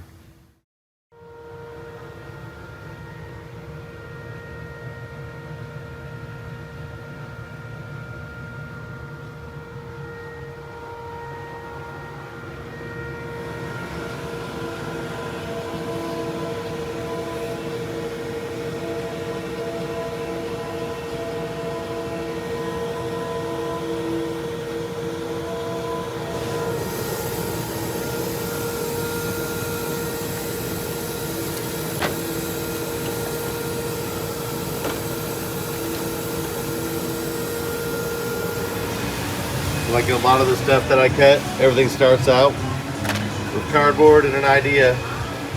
I change it like 50 times until I'm happy. All right, it's starting to take shape. I got some wires to cut and trim. Got some wires to cut and trim, but you can see what the bus bars are doing. Made them out of acrylic after I played around with cardboard for a little bit, because that acrylic is 3/16, and I think I'm going to use 3/16 aluminum for that. I think I'm limited to 3/16 if I still want to shut the seat, so that's what we're doing. Sometimes the cardboard collapses and it's easy to move around when it shouldn't be moving around. So had a little bit of scrap 3/16 inch acrylic right here, and seems like everything's gonna be good. So now that that's looking good, it's time to move up to some aluminum. So I got a nice solid chunk of 3/16 inch aluminum right here. Thanks to Bobby Gailey, he left it over here one day when he was gonna do a project with it, decided not to, but left the metal. So we're gonna hijack it. Yeah.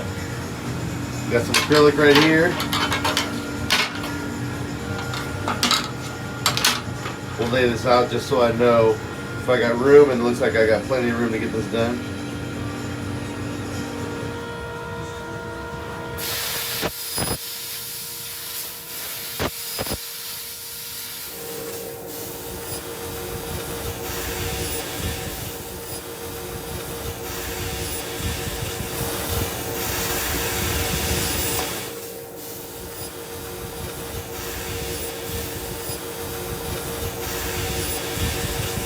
that curve.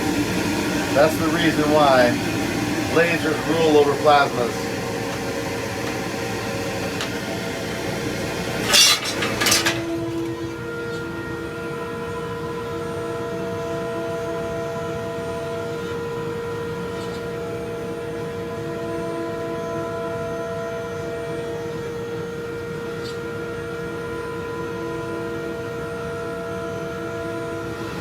Hey, let's make an acrylic cover for these, because this is going to be ground, so it's not that big of a deal, but this one's going to be hot. So we'll put a little clear acrylic cover over the top of it. We'll make it fancy.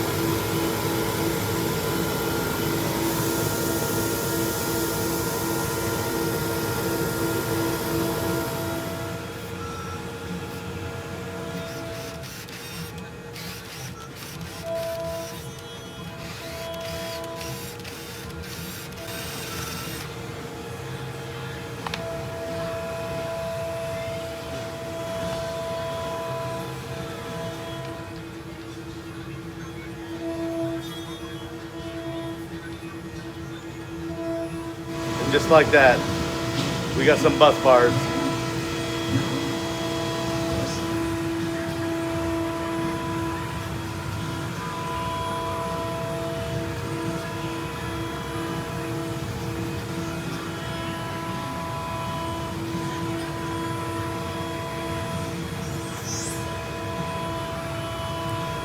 I wanted to give these things a slight turn down just so they'll clear the top bar that's behind the seat.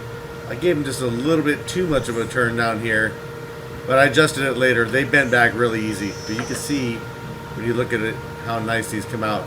No smashing them with a hammer trying to get a bend, and they're all consistent and they're all the same, but I did end up bending them back just a little bit.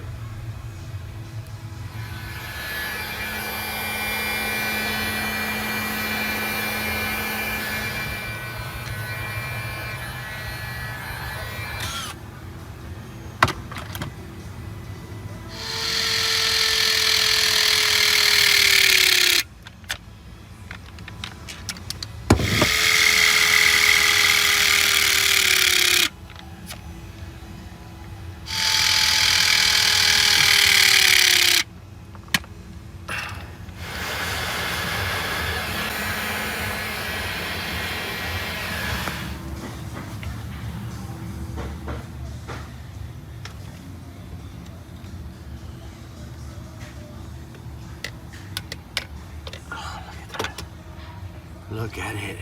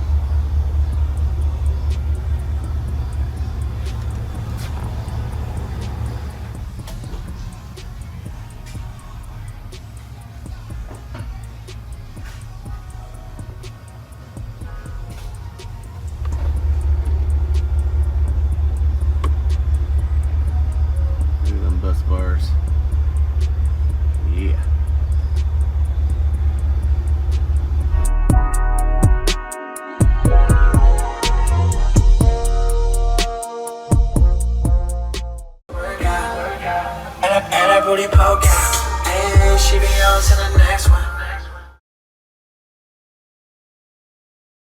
Like the belly did back early 2000. Nice with pretty bitch, few free rolls goes. I'm a beast with this weed shit. Me and B legit, we let the beats do appreciate how the game get ready. You know how we get down.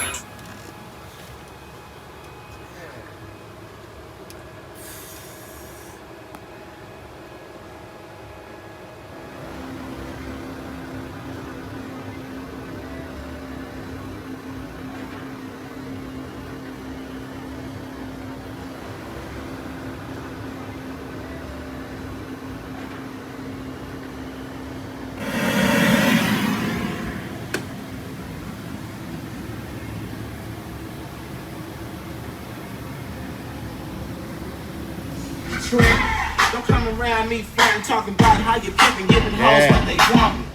All right, everything is gain set, gain matched, and some very slight EQing. But we're not going to get too crazy into the EQing until I can get the 3-inch mids in here and get these old speakers out that we ain't running no more. We're going to run something new, something better up in here. So right now we've only got a 2-way system. We're set up for a 3-way system. Wires are all ran. There's just no 3rd way, which would be the 3-inch speaker. So that's coming up soon. Let's see what this thing sounds like. Let's let it rip. I'm ready. That's a dapper down for the cameras. Dapper down, that's a dapper down for the cameras.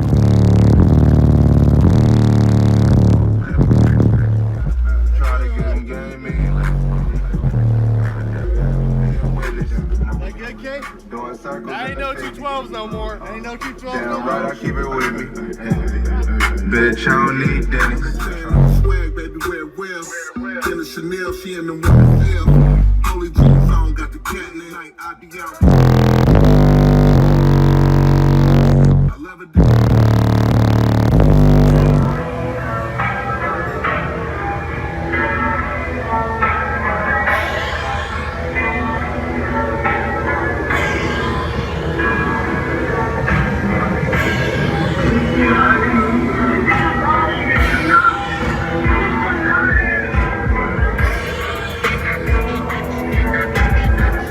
Have money, have heart.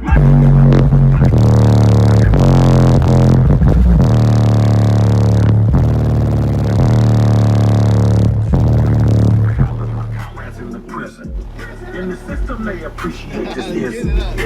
Check out the home while the phone machine kicks. Bitch, rich ain't at home. 6 million ways to buy.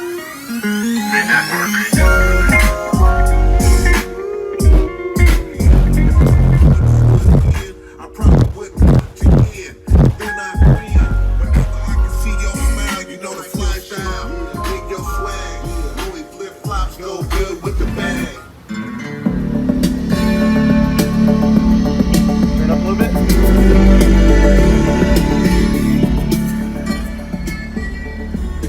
Riding my life like a runaway train. Over the Acrylic Window.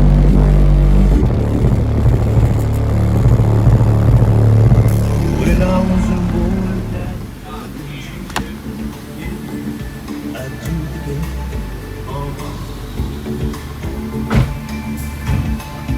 That is hell. East side, bitch.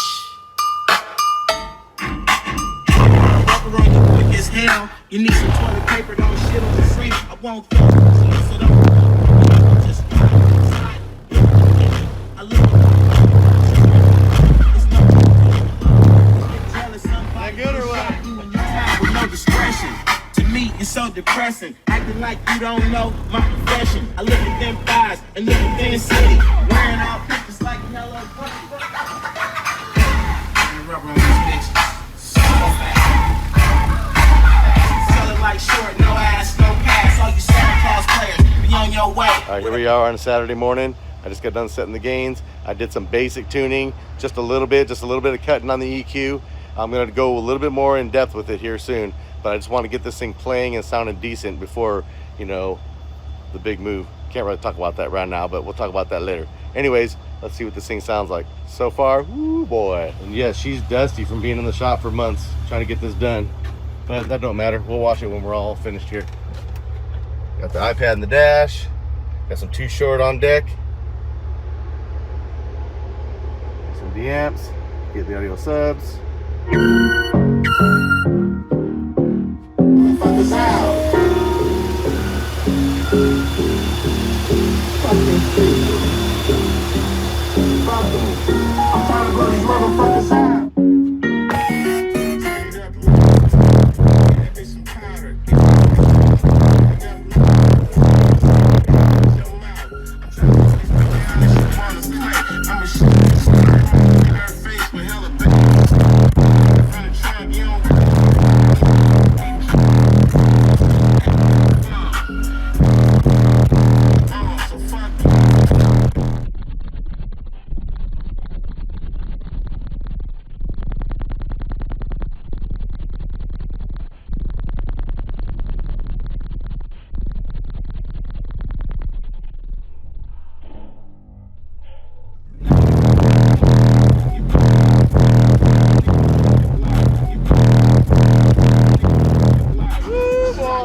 This thing is slapping.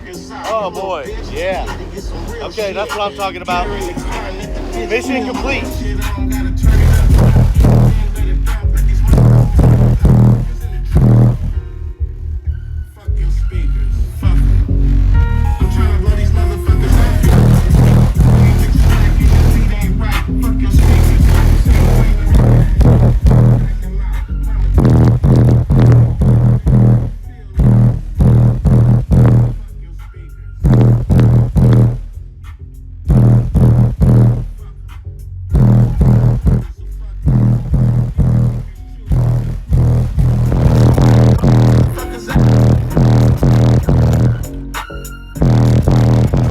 One major plus is all those wires, all that stuff going on, zero engine noise.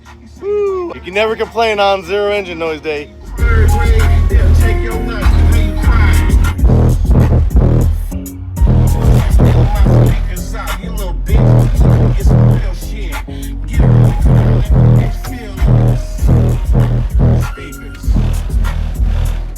So far, this is a total and utter success all the way around. We're gonna have to raise the back up another inch because it's sagging a little bit, but that's no big deal. Already got parts on the way.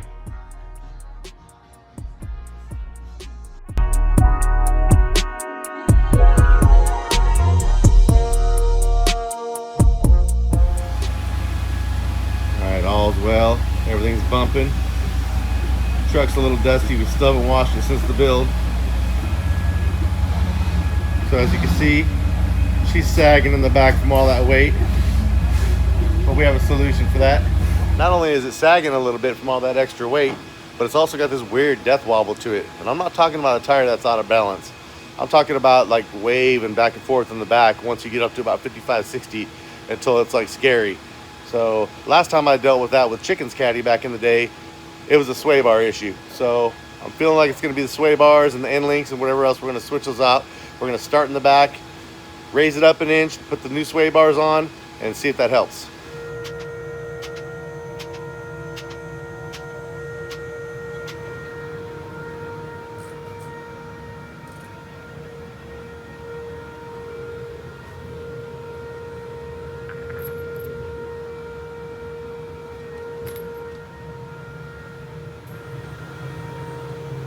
We got the 1-inch lift up in there right now.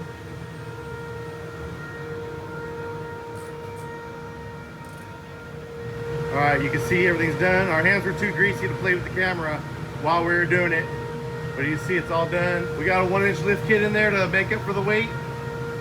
New sway bar, new end links. Hopefully it should ride good now. All right, got a nice ride height now.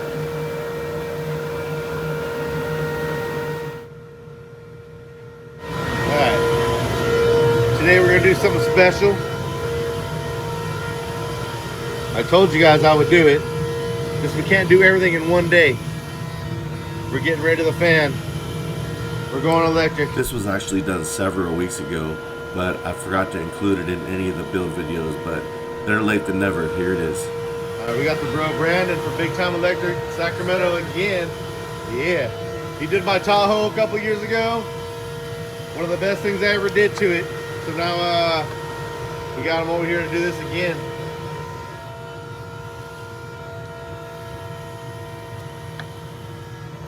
So those fans, those are out of an Escalade, right? Yeah. Same year, Yep. same body style anyways. Yes, sir. Yes, sir.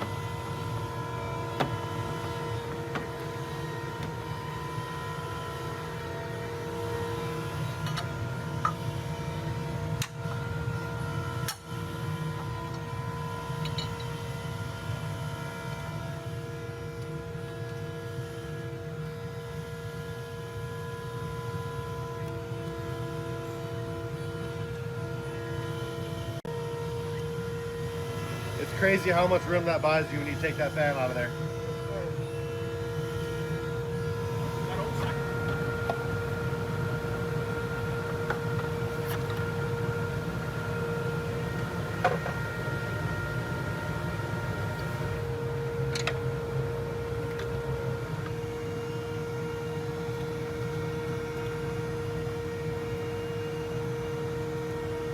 Yeah, so you got to get in there and repin that thing, right? Yes, sir. All right, so what he's doing there is he's adding a pin To control the fans. to the plug. Kind of hard to see everything that's happening in here, but like I said, this isn't just your average plug and play. This is OEM style. Don't get too much more OEM than doing it like this, really. So just added the 2 pins in. One in the blue connector, one in the red connector. Added in so we can run it up to the relay. That'll sit over here. That'll control the fans.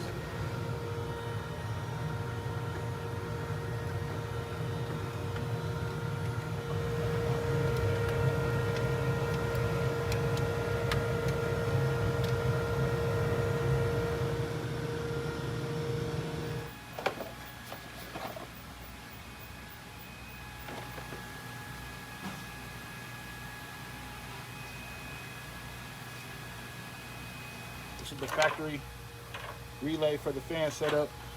Drop that right in there. It tucks in there like it was meant to be. Mm-hmm. Yeah, factory, pro, OEM, proper. Proper.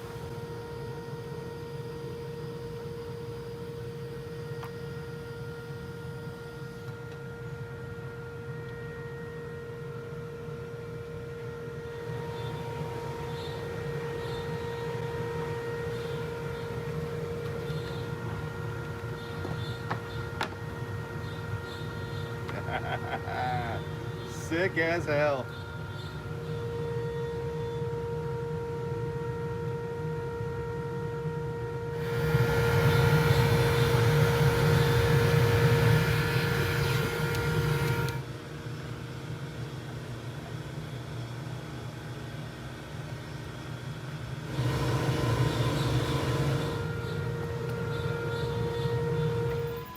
All right, we're plugged into the port, and what are you doing now?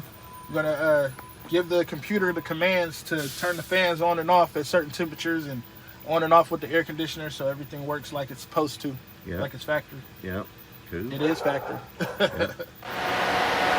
Yeah. I hear fans. Yeah, stage 1. I hear it. Stage 2.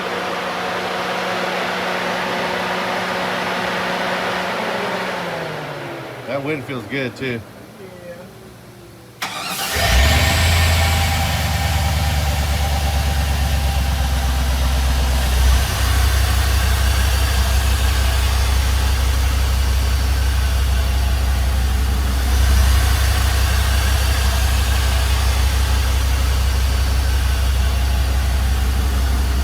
Gotta wait for them to kick on when the truck gets up to temperature, and that's pretty much it.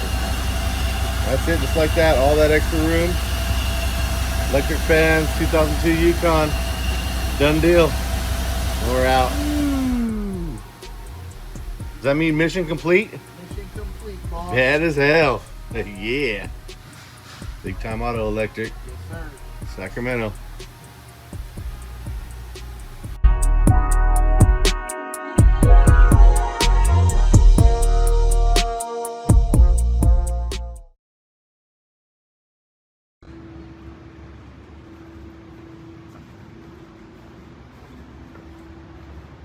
Although we have some unfinished business still to do, this thing's mostly playing really good and it's ready to go home until we're done with this big move. If you haven't heard about the big move, you're gonna find out real soon.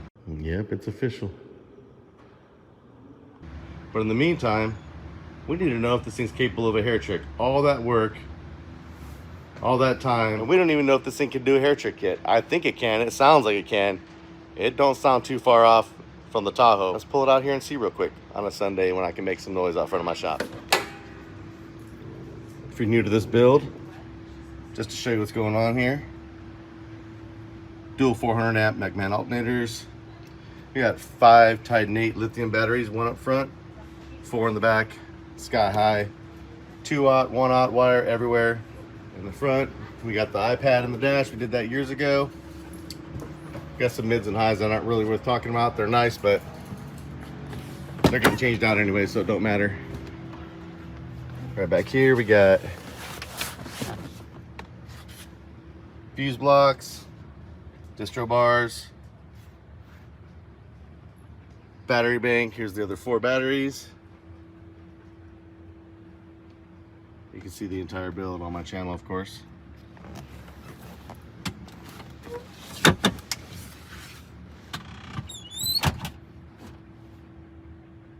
Two 8500.1s, a 200.4, and a 500.4, processed by audio control. And then we got an LF audio remote bass knob. Gately Audio 15s, Relentless, hand built right in front of us on YouTube video. You can look back and see that too.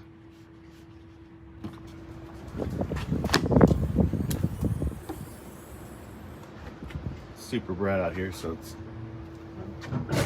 reflecting off everything. Shop girl like she need that. 5, 5, 6 eyes with some pretty eyes. And she a dime, fine like British wine.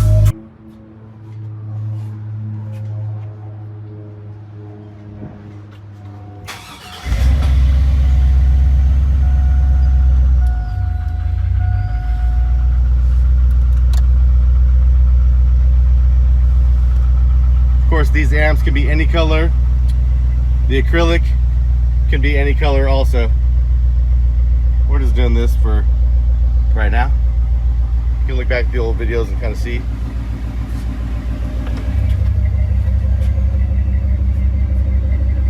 Hey, you ready to see if this thing can move some air or what, bud? Yep.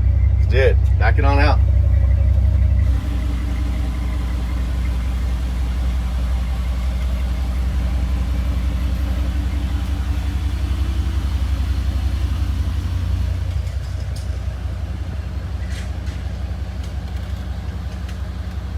Don't even know if it can do it. We haven't even tried yet, so first try. All right, this song right here is a staple, and with copyright going on, I'm not gonna be able to play the whole intro, but you're gonna get the idea here in a second. We got Mama Meat over here, of course. Come on in here. Remember this one? Big lamb in the back in the crib. People sleep, man. Out the window. What's wrong with y'all?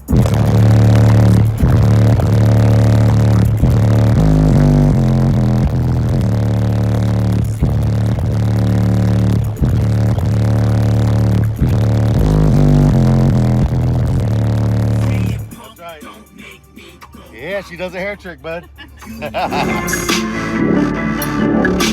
with me.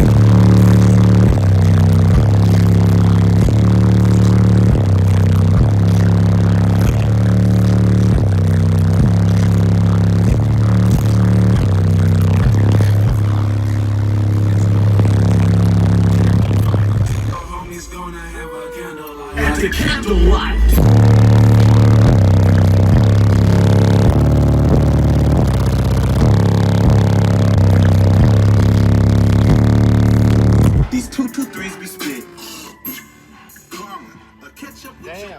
Or we could go midnight, rewind. I Name tag on the wall, no truth. Think about it, is that good? All right, now we know we can do it on music for sure. Let's get some test tones and try some of that out real quick. Let's see what happens at 20 hertz. Whoa.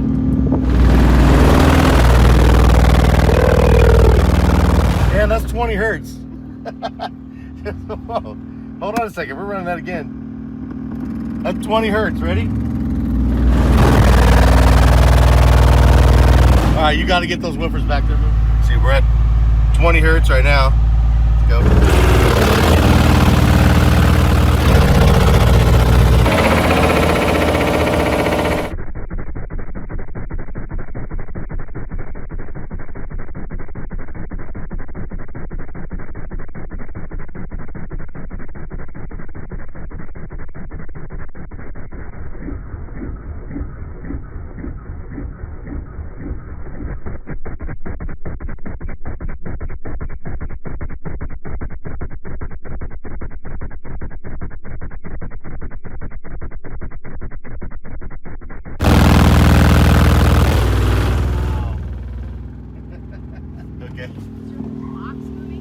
Yeah. Let's see. Yeah, that's brutal at 20 hertz. Hey, she does a hair trick. She does it all. This thing goes low. On to the next chapter.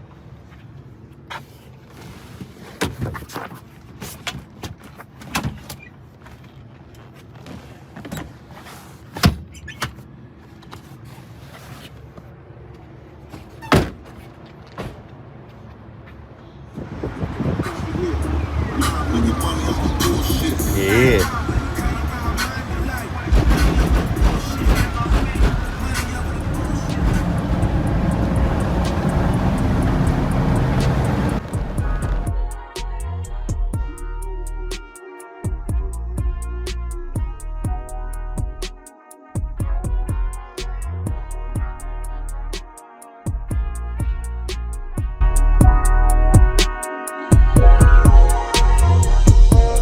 Check this thing out.